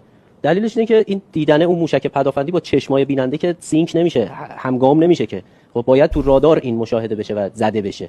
این اتفاقی که الان افتاده. ما یه مرحله رهگیری پیش از اصابت داریم، یعنی باید راداری جنگنده رو، موقعیتش رو، مسیرش رو پیدا بکنه، بعد به سمتش یک پرتابی رو شلیک بکنه. دو تا کار باید صورت بگیره. اول رهگیریه، یعنی بتونه ببینتش، مسیرش، ارتفاعش، سرعتش رو اندازه‌گیری بکنه، بعد بتونه یه پرتابی رو بفرسته. Frankly, you know, if I had to explain it, I think it's very orientalist. It's like, you know, oh, they're too stupid to develop this, right? It's this imperialist Western arrogance that is precisely what got the Americans and Israelis humiliated. It's happened many times throughout history, by the way. This is not something new, right? But I think it's that arrogance. And again, I think they knew to a certain extent they're going to get pounded, right? Especially the radars. I think that was an acceptable cost to them for the Americans, I mean, right? Like, again, you think the White House and Wall Street give a shit if Israelis have to run to a shelter every second?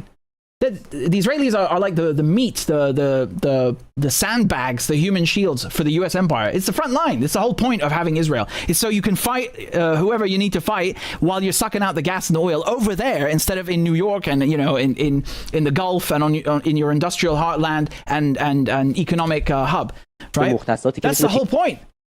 So for them, it was like, well, you know, if the radars get taken out and there's no early warning, it doesn't really matter. I mean, we're still going to be the #1 power, and now we're going to make all this money from the gas. And we have the petro gas dollar. So I think it's acceptable. I think even the F-35 being clipped, it's not really that bad, right? If you compare the money that they're going to make now and the energy dominance that the United States have, that is also hard power, by default, by definition. So, you know, they're not going to lose the military prestige that they have, maybe more than, what, 10, 15%? Like, what do you think is going to happen? They will solidify their status as a superpower even more, even stronger than before, if anything. Really, and you have to remember they're helping deindustrialize Asia and Europe through that too. So you're not just solidifying the United States status, you're also degrading the others. But just to go back to the military aspect of this,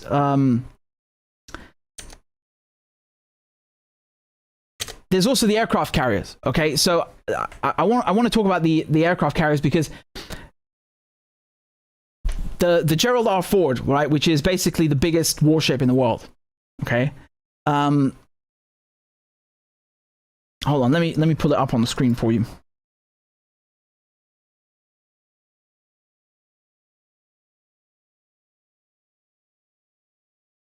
Yeah, there it is. Okay.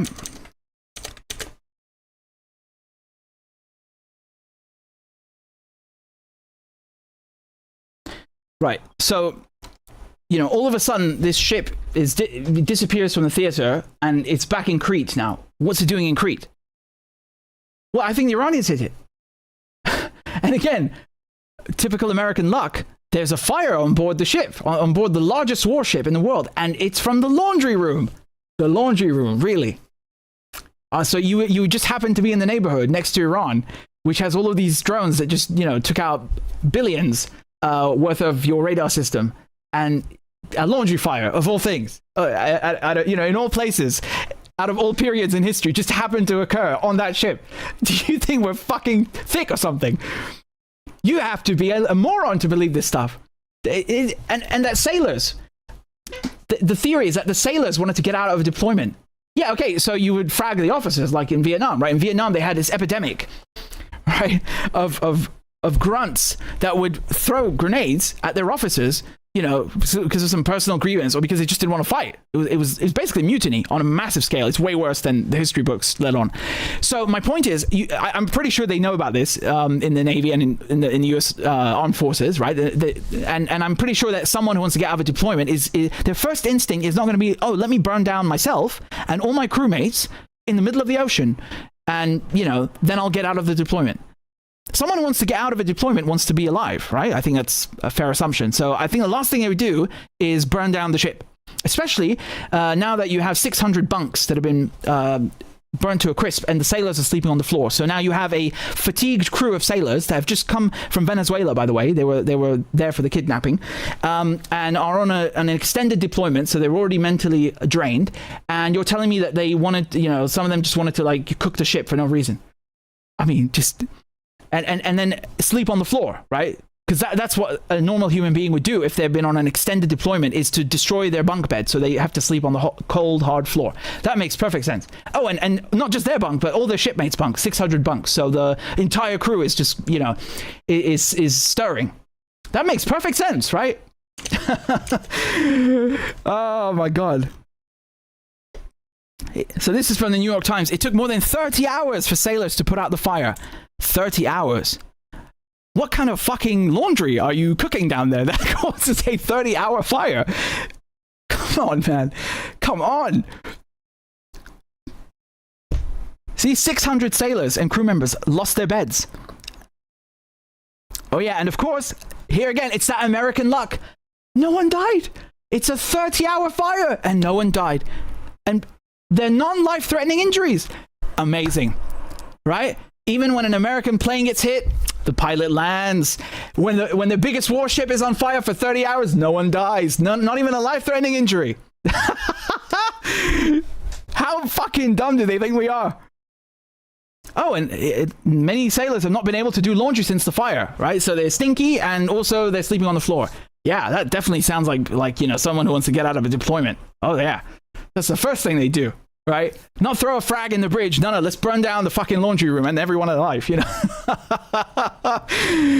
Iran hit this ship, man.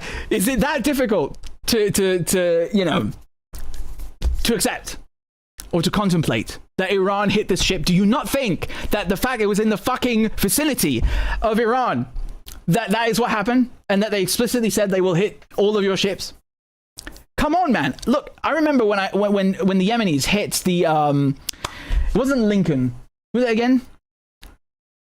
I can't remember the bloody ship. Hold on, I covered this, right? That's my point. Let me look it up a second. It's on the channel. Right? It's on the channel. Give me a second.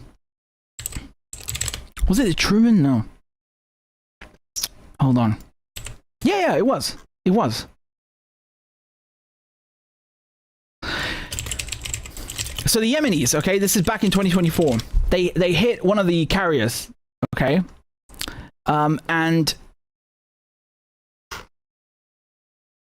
I'm trying to find it. Where the hell is it? Anyway, it was a U.S. Navy ship, okay, and it was one of the aircraft carriers. Yeah, here it is. The USS Abraham Lincoln. It was the Abraham Lincoln. So, hold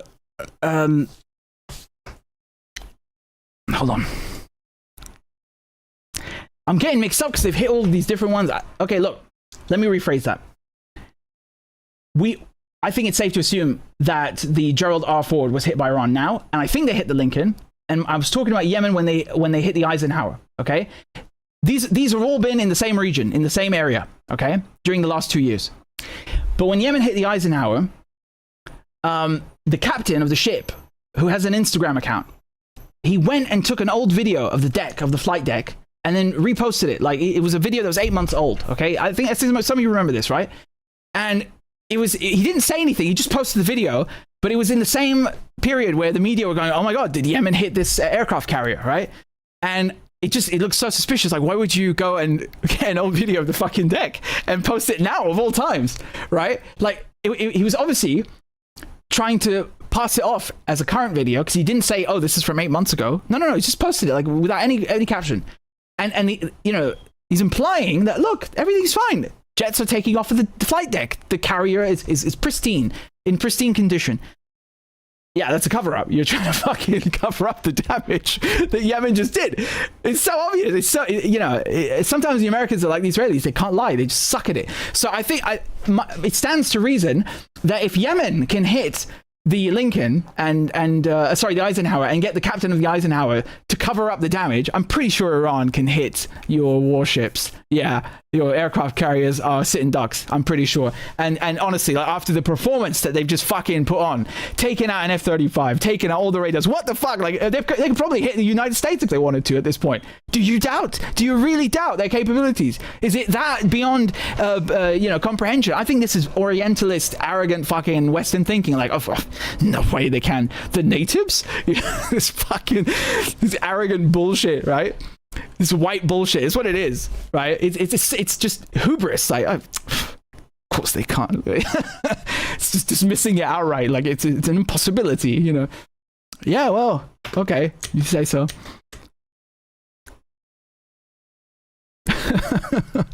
And it's so funny. It's so funny, right? Because they keep saying Iran is dangerous. Oh, the ballistic missiles are so fucking dangerous. The drones are so fucking dangerous. They have a nuclear program, and then they're like, oh no, they could never hit us.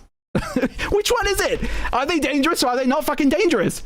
You can't have it both ways. You can't say that they're a menace to the planet and then, oh, they could never hit our aircraft carriers and planes. What the fuck? It's so typical of the Western mentality, right? This is colonial mindset. That's what it is.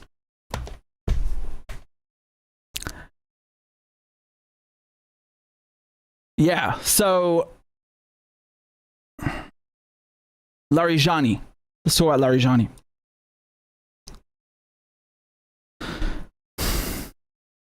Right, you should be able to see that.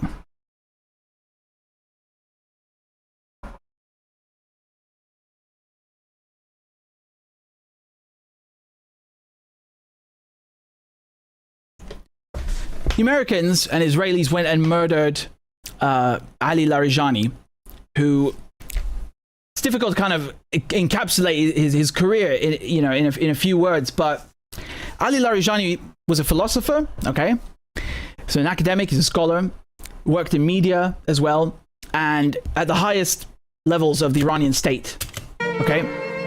So he worked as a secretary to the National Security Council, and they assassinated him for no real reason except to kind of make a point that, yeah, we're going after all of the senior officials in Iran. That's what the idea is, right?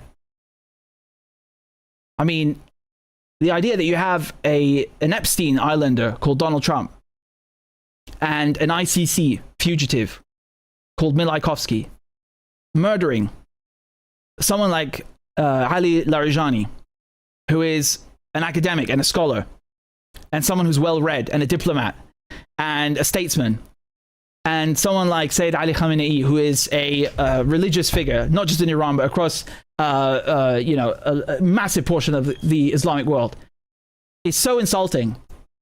Literally, you couldn't ask or imagine a clearer divide or line between savagery and civilization. I mean, it's comical at this point. It's comical. So that's Larijani on the left, right? Meeting Putin. He also, by the way, when I said he's a diplomat, he was present during the negotiations for the Iran nuclear deal, first time round. Yeah. Here's some of the books he's written. Okay. Right? Big on Kant, Immanuel Kant, the philosopher. Yeah. And they murdered him along with his son, and they murdered him at his daughter's home. So I don't know what the exact figure is. I haven't confirmed it, but it ranges between dozens to 100 people killed. So again, just to repeat that, to reiterate, they assassinated this man who is he doesn't even have a military rank, in his daughter's home, along with his son as well, and killed almost 100 people, just, for no reason. That's the face of the United States. That's the face of Israel. That's the face of the West. So we have an Epstein Island pedophile and an ICC fugitive who's wanted for genocide, murdering philosophers and religious leaders in their homes with their kids. Yeah, both cases, Khamenei and Larijani. These are Western values. That's Western civilization. I mean, if you don't feel disgusted and fucking ashamed, there's something wrong with you, like literally. You should get your head examined. That's from the funeral. That's him on the right and his son on the left. And you can see pallbearers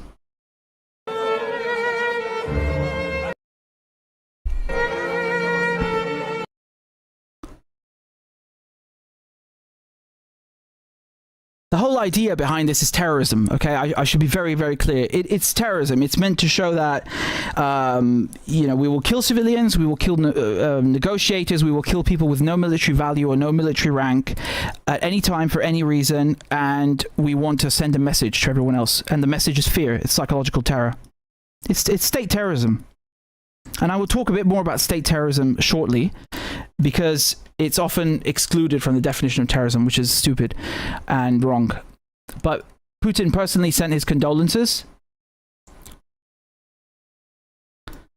after the news of the assassination. And then in response, the Iranians launched, up until that point, if I'm not mistaken, that was the biggest barrage. It was just all night, non-stop. Like, during the day, we weren't sure if he was killed or not, because it was just the Israelis saying so. But once they confirmed it officially, then they started, you know, hammering. I mean, all over. Like I said, I'm covering this 24/7, barely sleep. And I couldn't keep up. That's how heavy they hit. And, you know, a lot of these, they use new weapons as well, right? There's wave 62, if I'm not mistaken, yeah?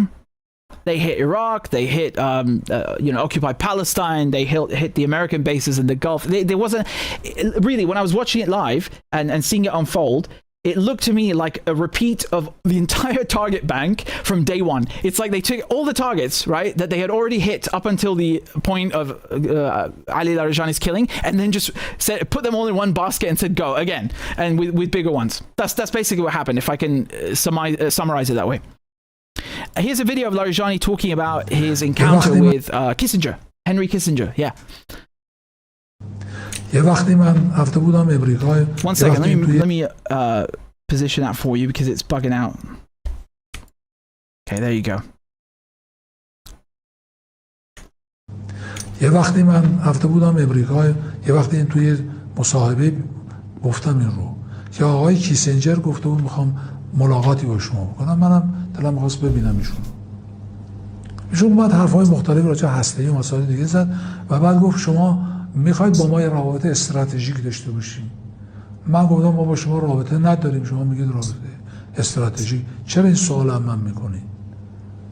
این روی میز گفت ما بعد از جنگ جهانی خودمون خط خطی کردیم، کشورها رو اسم گذاشتیم، یکی رو گذاشتیم فلسطین، یکی رو گذاشتیم نمیدونم سوریه، یکیش ترکیه، یکیش عراق فلان، جز 2 کشور، یکی ایران، یکی مصر.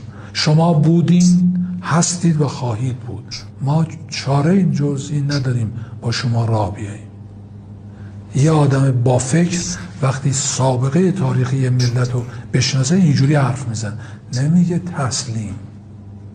این ملت گنده تر از شما نتونستن تسلیمش کنن. It's very interesting sometimes. I think, you know, make no mistake, like, I think he's well aware, or was well aware, that Henry Kissinger is a war criminal, but if you compare this generation of so-called diplomats, they're so evil and thick and you know, just pig shit ignorant that they make even a war criminal like Henry Kissinger look like a sort of mildly reasonable person, right? We don't have diplomats in the West anymore. We just don't, right? I come from a diplomatic family. I know what I'm talking about. There's a reason I didn't join the foreign service.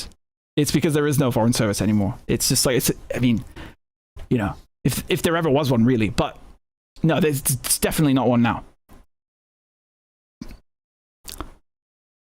Just, yeah, murderous, like the worst scum. I mean, like, who are the main so-called diplomats that the West has? Callous? Yeah, callous is the right word. Definitely callous. All right? That's the face of the best the West can do. I mean, I want to vomit, honestly. Marco Rubio? Shit, I mean, you know, you're starting to make Colin Powell look good, and that's really bad. It's really, really not good. You know? But no, like, the thing is that the Cold War was so sobering for the West, right? There was an understanding that,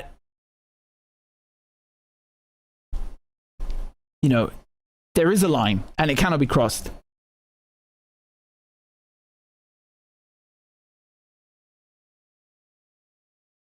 think the Americans are starting to learn that now, and Israel too. They're starting to understand that they crossed the line.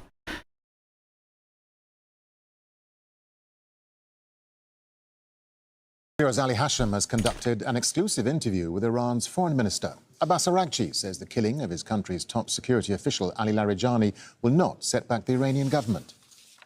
I do not know why the Americans and the Israelis still have not understood this point. The Islamic Republic of Iran has a strong political structure with established political, economic, and social institutions. The presence or absence of a single individual does not affect this structure. Of course, individuals are influential, and each person plays their role, some better, some worse, some less. But what matters is that the political system in Iran is a very solid structure. Yeah, I mean, the Israelis and Americans should know by now that it's not really going to accomplish anything. Again, they know this. I think the point is terrorism. And I'll come back to state terrorism afterwards. Here, this is from Elijah. Elijah says, if Iran officially confirms the assassination, so it is confirmed now, his replacement is likely to come from a more conservative and hardline camp. In practice, that would mean a figure less inclined toward political pragmatism, more supportive of an escalatory approach to the conflict. So rather than moderating Iran's posture, such a transition would push decision-making further toward confrontation, increasing the risk of a more sustained and aggressive response. Yeah, I mean, a lot of people used to wonder, okay, after Soleimani, what happens? After Nasrallah, what happens? And et cetera, because a lot of political leaders were assassinated. Well, we know now, actually. They just made the resistance stronger, right? I went through that CIA document, the manual, about how assassinations don't really work in this part of the region. And yeah, I also agree with Elijah. I think you're going to have someone who's more quote-unquote hardliner. I hate that bloody word so much because it's used in the Western media every day to describe like anyone who doesn't want to be a lapdog, right? Like, what does it mean, hardliner? Explain that. Like, relative to what? But anyway, just outrageous. I mean, if Iran had killed a fucking the occupant of a congressional seat in the United States, they would scream bloody murder. Never mind, someone as high-ranking as Larijani or the president or the Pope. Right? The hypocrisy is just stunning. It's insulting, really. It's extraordinary. Right? The thing is, the Iranians don't even want to sink to that level, which a lot of people don't understand. Right? In the West, this is like, oh, that's weak. No, mate. No, you don't understand. They're looking at this from a religious angle, from a moral angle. And that might make you uncomfortable, because if they are, then that means we are morally decadent. Yes. Congratulations, you have been illuminated. Have I opened your eyes? Yes, that's exactly what it fucking means. And a lot of Westerners do not want to look in the mirror. That's what this means. That's the conclusion of this kind of stuff. It's the only conclusion. There's a military or political value in it. It's just savagery. Terrorism, that's what it is. And it's the West.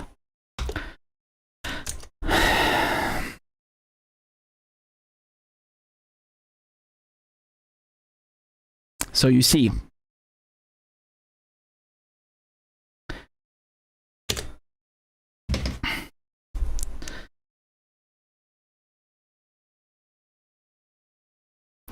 just give me a second to read some of your questions or comments on PayPal. And again, thanks everyone for supporting. I haven't played Crab Dance in a while. Kind of forgot about that. So I'll have to play one shortly, because we got Zafar, who just joined on Patreon, so thank you for that. And we've got a couple of donations on PayPal. This is from Kat, who says, keep doing what you're doing, man. Thank you. It's good to see you again. And we've got another one from hold on, it's not loading. Give me a second. From Andre, it says, thank you for your work. Thanks, Andre. And we've got another one over here from Stephen, who says, thanks for filling our media vacuum, and in face of their failed terrorism prosecution, I salute your bravery, bringing us the other side to their lies and gaslighting. Well done. Yeah, it's still going on. half of it anyway. I mean, hopefully, you know, be thrown out. But thank you, I appreciate it. And we've got another one from Rahman, who says, thank you for all your good work, Richard. Thank you. I'm very grateful for your kind words. And I'll play Crab Dance for Zafar. We haven't played one in a while, have we? Right? So some of you are probably new here, but we like, this is the tradition on the channel. Is that every time someone joins on Patreon, there's a mandatory crab dance. And if you haven't seen one yet, prepare to get your mind blown. Clap for that, you stupid bastard. Corn Pop was a bad dude. And he ran a bunch of bad boys. Listen, fuckhead, you fucking crossed the line, claiming I'm the enemy. You got that, you goddamn son of a bitch? I don't give a fuck what you think, bitch. Good morning. Sunday morning. Cut that bitch off. Thank you for Iron Dome. Thank you. والله في كلاب بصراحة يعني. ماشي نشتغل عادي. We lied, we cheated, we stole. China. And you ain't black. There's always the macro. And then there's the micro.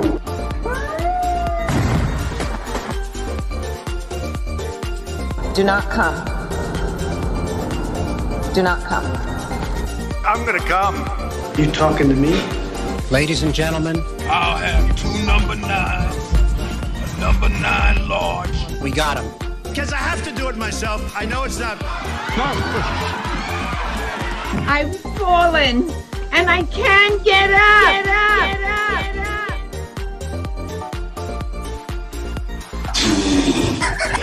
Oh! Disgusting! She was 12, I was 30, but anyway. We'll do it live! Fuck it! Do it live! I'll write it and we'll do it live! Why you text Sanders? Why? You're getting nervous, man. Calm down. It's okay. Okay. Suck my dick and choke on it! I yield my time! Fuck you! How about that? So, I'm thinking of explaining the gas thing again, in case some of you missed the start, because I think it's important. Okay, so do you want me to explain it again? I don't know how many of you were here for the beginning or not. I mean, you'll see it afterwards anyway, but I can explain it again now if you guys want me to. So yeah, and again, thank you to everyone who's supporting my work on Patreon and PayPal and GoFundMe. Those are the main ones, and the links are in the description and also in the chat. So yeah. I can tell some of you have never seen the crab dance before, so yeah.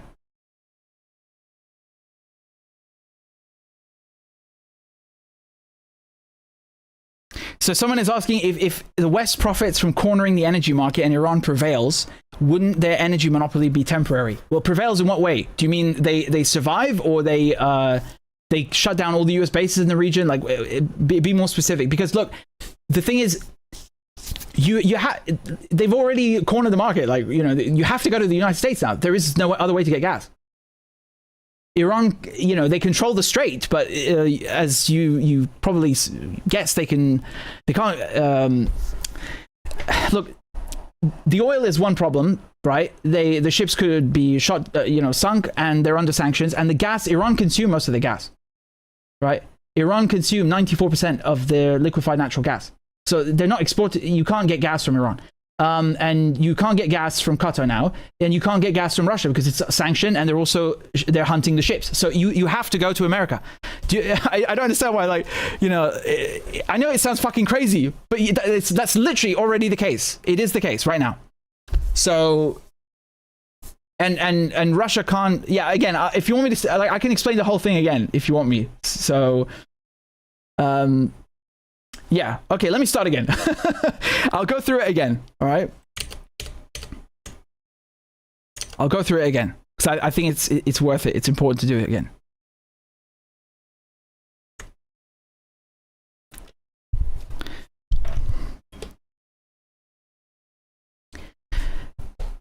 So right now, the Americans have basically consolidated their control over the world's energy supply, okay? And people are talking about, oh, why are they giving the Russians and Iranians a 30-day reprieve from sanctions? And no one seems to understand what's going on. It's about the gas. It's not about the oil. And even with the oil, they're making money, and I'll get to that in a second. But the United States have basically created the petro gas dollar or the LNG dollar. Okay, and again, you heard it here first. Okay, right now, Russia is out of action. Remember, they bombed Nord Stream. The Americans bombed Nord Stream, and then they got Russian gas completely removed from the European market, okay, with all the sanctions, and then replaced the Russians as the #1 source of gas to Europe. Okay, that's a fact. So the United States went from supplying 9 to 15% roughly before Ukraine to now supplying 60% of Europe's LNG. Okay, they're the #1 supplier to Europe. They control Europe. And Qatar used to supply about 20%. Now they supply 9%, and those, that's also gone after the South Pass and Ras Laffan were hit. Okay, so Russia is out of the picture. Iran was under sanctions, and they were also out of the picture because they consume most of the natural gas anyway, right? 94% of their natural gas they consume for their own domestic energy, and they're basically under attack right now anyway. So plus the sanctions, it's just not feasible that you would get the gas from Iran, and Qatar are now out of the picture as well. So if you want gas at this moment in time, you have to go to the United States, who are already, by the way, the #1 supplier of LNG worldwide since the Ukraine war. What a coincidence, right? So the United States, after Ukraine, completed this long-term plan that many American officials are openly talking about on camera, that they want to get Russian control of Europe, Russian gas out of Europe, and they just took over and monopolized the European market. And now they've taken out even more of that, they've taken over even more of that market share. So the 9% that Qatar used to give Europe is going to become American now. Right? And the Americans are already at full capacity, I should add, okay? They can't give any more gas. So what does that mean for them now? Well, it means the prices are going up because there is no supply anywhere in the world that is stable except from the US. So they have a monopoly. It's in demand. And they don't even have to invest in new factories, or they don't have to do a single goddamn thing. As a matter of fact, they're redirecting their ships. They have these spot pricing mechanisms, right? So some contracts are long-term and some are given to the highest bidder. Think of it like a taxi with a bunch of gas in the ocean, right? These ships that carry the liquefied natural gas. The Americans are extorting the planet right now, right? Whoever is ready to pay the highest gets the gas. That's literally what's happening right now. They're literally ships turning around, changing direction, and going to the highest bidder. Okay? And, of course, Israel, which is America's base in the region, already took over the gas, right? They got rid of Bashar al-Assad, so now they control all of Syria's gas. And when Assad was there, they were bombing Latakia and Tartus, so no, you couldn't develop the gas, and there's no economic stability. And Beirut port, do you put it past them? I don't. We don't approve, but I don't put it past them. And also Beirut, Lebanon, they're attacking it constantly. It's economically and politically unstable. It can't extract the gas despite them resolving the maritime issue with... And we know that they tried to steal the gas with an FSPO ship in the Karish gas field before, right? So Lebanon, Syria out of the picture, and Palestine out of the picture because they're occupying Gaza and they have control of the entire coast, basically, is under Israeli and therefore American control. So the whole Levantine gas basin is under American control, right? So China, which depends on gas from Qatar, by the way, right? You didn't just take out 9% of Europe's gas, you just took out 20 to 30% of China's gas. And Russia can't help them. Russia is already at full capacity. They're already giving, as much as they can through Power of Siberia 1.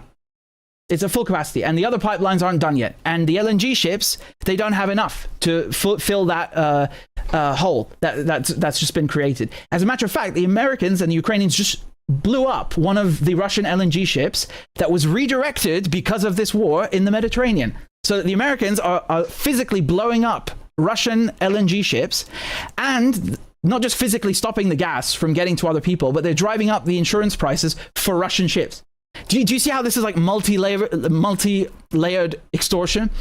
And a month ago, out of all periods, Trump introduces the Maritime Action Plan. Okay, they're forcing the entire fleet of LNG ships that export gas from America to use American-made ships. And of course, that's angering the traders. But that means that now you're going to have those companies, those traders have to inject that money back into the American economy. So that helps the American, basically they're going to be making double the money from that. And also from the fact that anyone bringing in cargo to the United States, that means all of the crude oil that comes to the US to be refined, because the US are the #1 refiner of crude in the world. That is either going to be taxed under this plan. So they either make money from the tax, or you switch to an American-made ship, and in either case, they make money because you had to invest in a naval shipyard built in America. So no matter how you look at it, the United States makes money in the end, through the tax or through the ship that you're using being built in America, okay? And that applies to both oil and to all cargo and LNG. So they've cornered the market, they've taken over everything, they've killed the competition from Russia, from the Middle East, from China, from Iran, right? All of them. And now for oil, right, because the price of oil is going up, you have to remember the United States, they're the #1 exporter of refined crude oil. So for them, yeah, they have to pay more as the price of oil goes up initially, but once they brought it to America and they've refined it and they're ready to export it, they'll just mark up the price anyway, right? So they don't actually lose any money, they just pass the costs on to the consumer. And they took over Venezuela, I should remind you, right? That the timing is not an accident that they kidnapped Maduro just before they attacked Iran. So now they have a strategic petroleum reserve in Venezuela, which again is the largest reserve of oil in the world. I really don't think anyone is grasping how fucking insane this is, what the United States have done. It's very, very cunning. It's very cunning. Oh, they're good. And the fact that they... Israel supposedly bombed the South Pass gas field in Iran without the United States knowing. Do you really? This is insulting, honestly. I mean, this is absolutely insulting.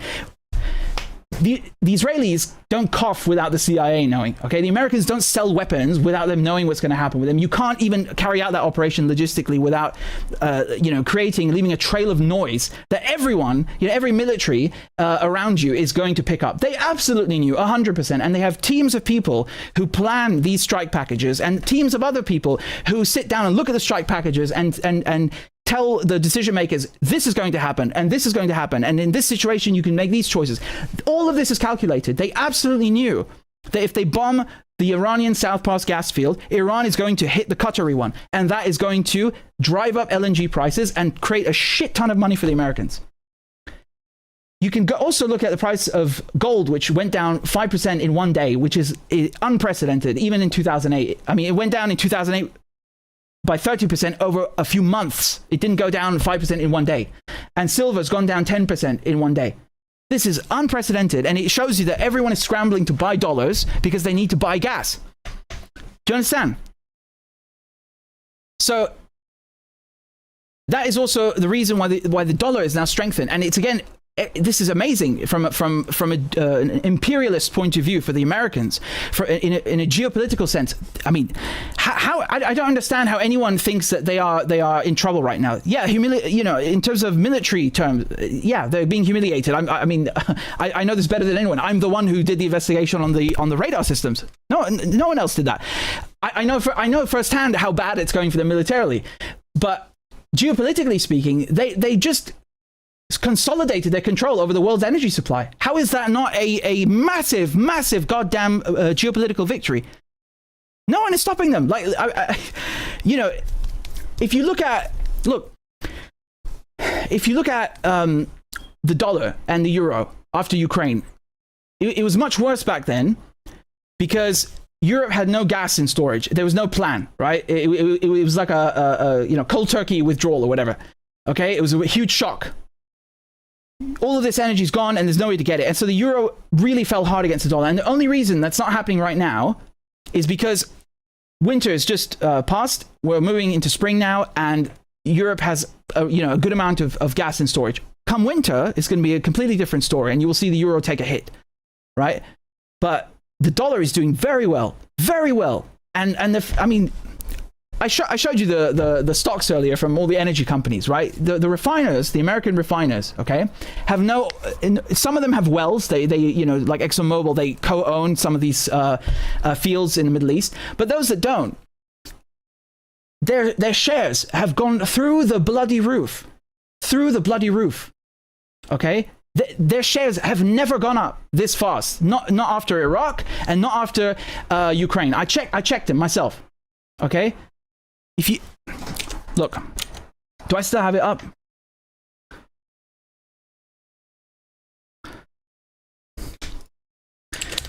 Phillips 66, for example.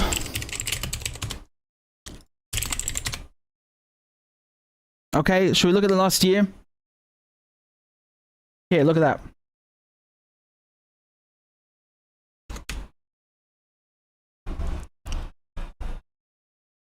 You see that?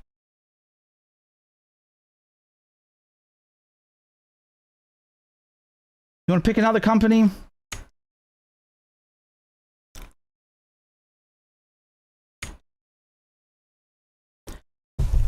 Literally saw a headline in Bloomberg earlier where I was reading the article to you about how they weren't mincing any words, right? It's the only outlet I saw that wasn't mincing words. They're basically saying the Iran war is good for American gas. Yeah, I know. I'm very, very, very well aware.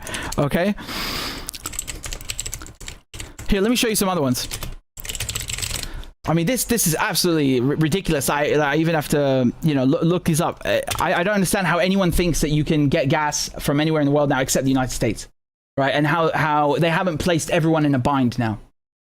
These are just, you know, it's a disaster. And you know, the issue of Iran hitting trains 4 and 6 in the Ras Laffan gas field.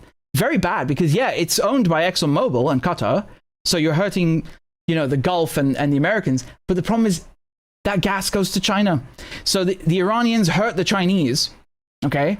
And now people that think, oh yeah, they're de-dollarizing, like, you know, that's Iran's main concern right now, instead of national defense.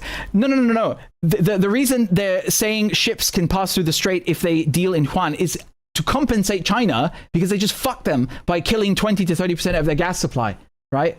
Again, I don't think they did it on purpose, and it's actually a good form of compensation. It makes sense. But do you understand what's going on? It's not what you think. It's not like, oh yeah, let's you know, enforce the yuan right now out of all times, you know, just for the fuck of it. No, man, no. You do, it's a. I think it's really to kind of shield China from the damage that just happened. That you just cut off 20 to 30% of their gas. You think that's a joke for China's economy? They can't. I told you they can't get it from anywhere else. The Russians are at full capacity already. So yeah, this is bad, and it's good for America. I really don't know why people can't grasp this. Why they think this is good.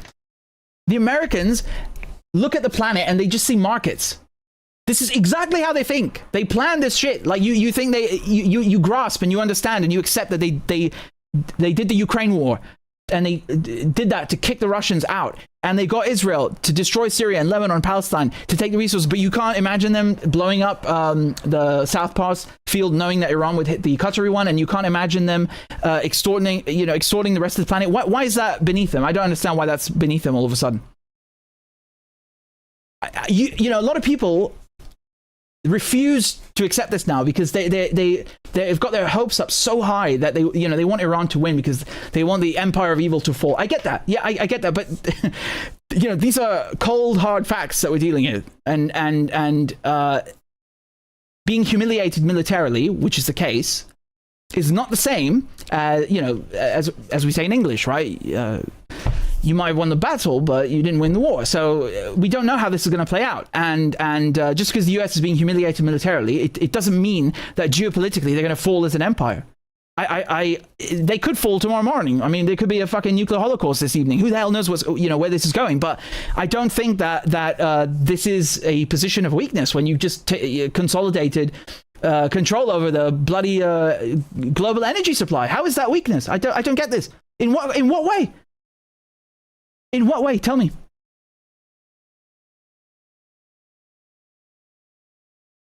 You know, and they've caused a huge disruption for Iran's own domestic energy now because they depended on the South Pass gas field. And this Karg Island that they're going to invade with the Marines, I think they're sending them. So I think they're sending the Marines there so that they can steal the gas and the oil. I don't think it's just for the oil, like they're claiming. I think that's nonsense. And in the worst case, they're going to sabotage Iran's. You know, they need that. it does 90% of their fuel processing. Of their production, which they then send, half of.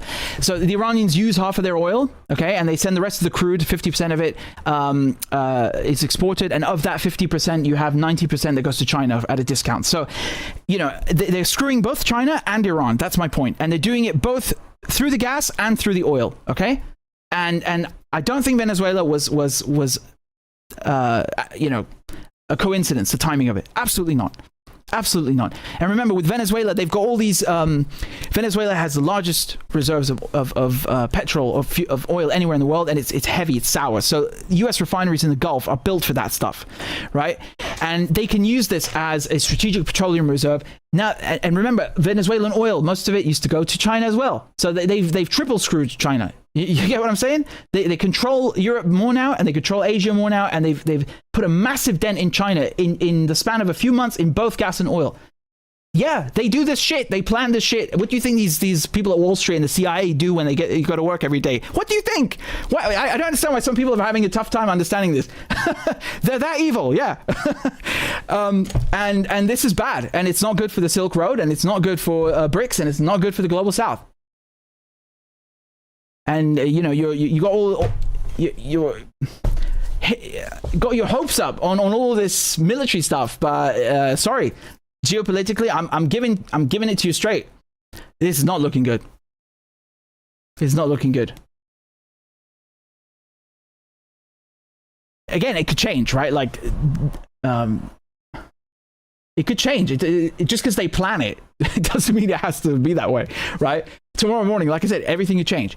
But for now, right now, they're doing very good, and the numbers don't lie. The numbers don't lie. Europe is getting screwed. Asia is getting screwed. Iran is getting screwed. Even the Gulf. Remember, for America, these are just bases. They don't give a shit about them. And Qatar, I should add, as I told you before, they have investments in Texas with ExxonMobil. Yeah, so actually Qatar, they've been crying all day yesterday saying, oh, Iran attacked us. They're going to make 10 times the amount of money from the US LNG projects that they've invested in, than whatever they would have made from the LNG that they're exporting. Yeah, they didn't tell you that bit, did they? So there you go. So now it's no longer a petrodollar. No, it's no longer a petrodollar. It's a petro-gas dollar. The United States is the #1 supplier of gas, of LNG on the planet, and they killed the competition everywhere else, and they kneecapped anyone who had a little bit left or could get a little bit out. Even their own people, right, in Qatar, their own so-called allies, they kneecapped them. Yeah. It's a vicious capitalist imperialist empire. That's what they do. What did you think? What did you expect? I mean, that's why every day they come up with a new reason for the war, because they don't want to talk about this. And that's why they're so confident, right? It's so bloody obvious now. It's so bloody obvious. There is no military defeat or humiliation that's taken place thus far that outweighs the benefit of establishing energy dominance on a fucking planet. Even an F-35 getting shot down, right? Even all of those radar systems, the 132s and the TP2s. Who cares? Really? Like, I told you when I was showing you the satellite photos that I would weep if I was CENTCOM. Yeah, because it's that bad. But if you put this, like, you have to weigh the options of, losing 5,000 Marines on Kog Island and all this crap. None of it outweighs the benefit of establishing energy dominance, right? So actually, for Iran and Russia and China, until they can make the United States hurt enough to the point that they have to back off and really get kicked out of the region and really globally, honestly, because how do you get them out of Europe? This entrenched. How do you get them out of Venezuela? It's not easy, right? It's a global empire, and that's what has to be contended with. And I think it's very, very naive and counterproductive to just assume, oh yeah, they're done for. No, don't count your chickens until they've hatched, dude. Especially with this issue, like don't be so sure. I'm not trying to dishearten anyone, but like, come on. These people, I don't put anything past them. And in terms of the petro yuan, which some people think is a thing, nah, mate. they're doing this to help China because they screwed up Qatar had to declare force majeure, so they cancelled their supply of gas to China. They just can't deliver it because the exact trains that store the gas meant for China just got blown up by Iran. And I don't think Iran did it on purpose, but you know, it is what it is. And I mean, there's also the alternative. They're just lying, right? Qatar and the US could just be lying and saying, oh, we can't deliver the gas to China. Right? They could claim it was trains 4 and 6. Do we actually know? I mean, we'll see with the satellite photos. But my point is, they're going to make so much money. Yes, Qatar as well. Right? I told you they're invested in Texas, in the US LNG. What a coincidence, right? What a coincidence! Everybody wins. Ain't that capitalism, right? I mean, it's so like them, you know, these oil sheikhs to like meet in a fucking boardroom with these American psychotypes and plot some shit like this. Yeah, I do not put it past them. I think it's the thing that they would do. Yeah, they would blow up their own shit or get Iran to blow up their own thing if they could make more money another way. Absolutely, why not? They're that crazy. So anyway, I mean, even if, you know, Iran nationalizes the Strait of Hormuz, which would be the right thing to do, you know, like, who else is going to nationalize it? A bunch of imaginary oil kingdoms that were created in London? I mean, you know, maybe Oman. Oman is a real country, you know. But anyway, my point is, even if Iran nationalized the Strait of Hormuz, yeah, okay, what then? I mean, they made sure that Iran can't even extract the gas, and that gas was being used 100%, almost 94% domestically. So you can't think that, oh, well, Iran could then export the gas. No, I mean, and they're under sanctions and they're under attack. So it's not an option, right? That's part of the plan. It's the whole bloody plan to kill the competition. That's why they pulled out of the nuclear deal. It's part of this plan. And you know, Qatar's side now is out of action. So forget that gas field. Forget it. And then, of course, you know, the Levantine Basin, the Israelis will probably start stealing that. So, you know, taking from that. So, you know. And Russia, you have to go to the US now. You have no choice. That's why they're making bank right now. So, yeah, I don't know what is going to happen tomorrow morning. You know, what the future holds, how they're going to counter this strategically. But right now, it's looking good for them in Wall Street. Very good.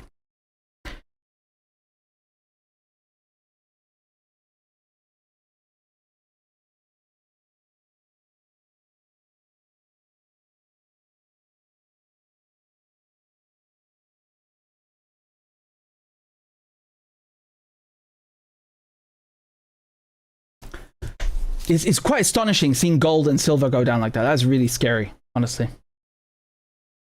Anyway, you know.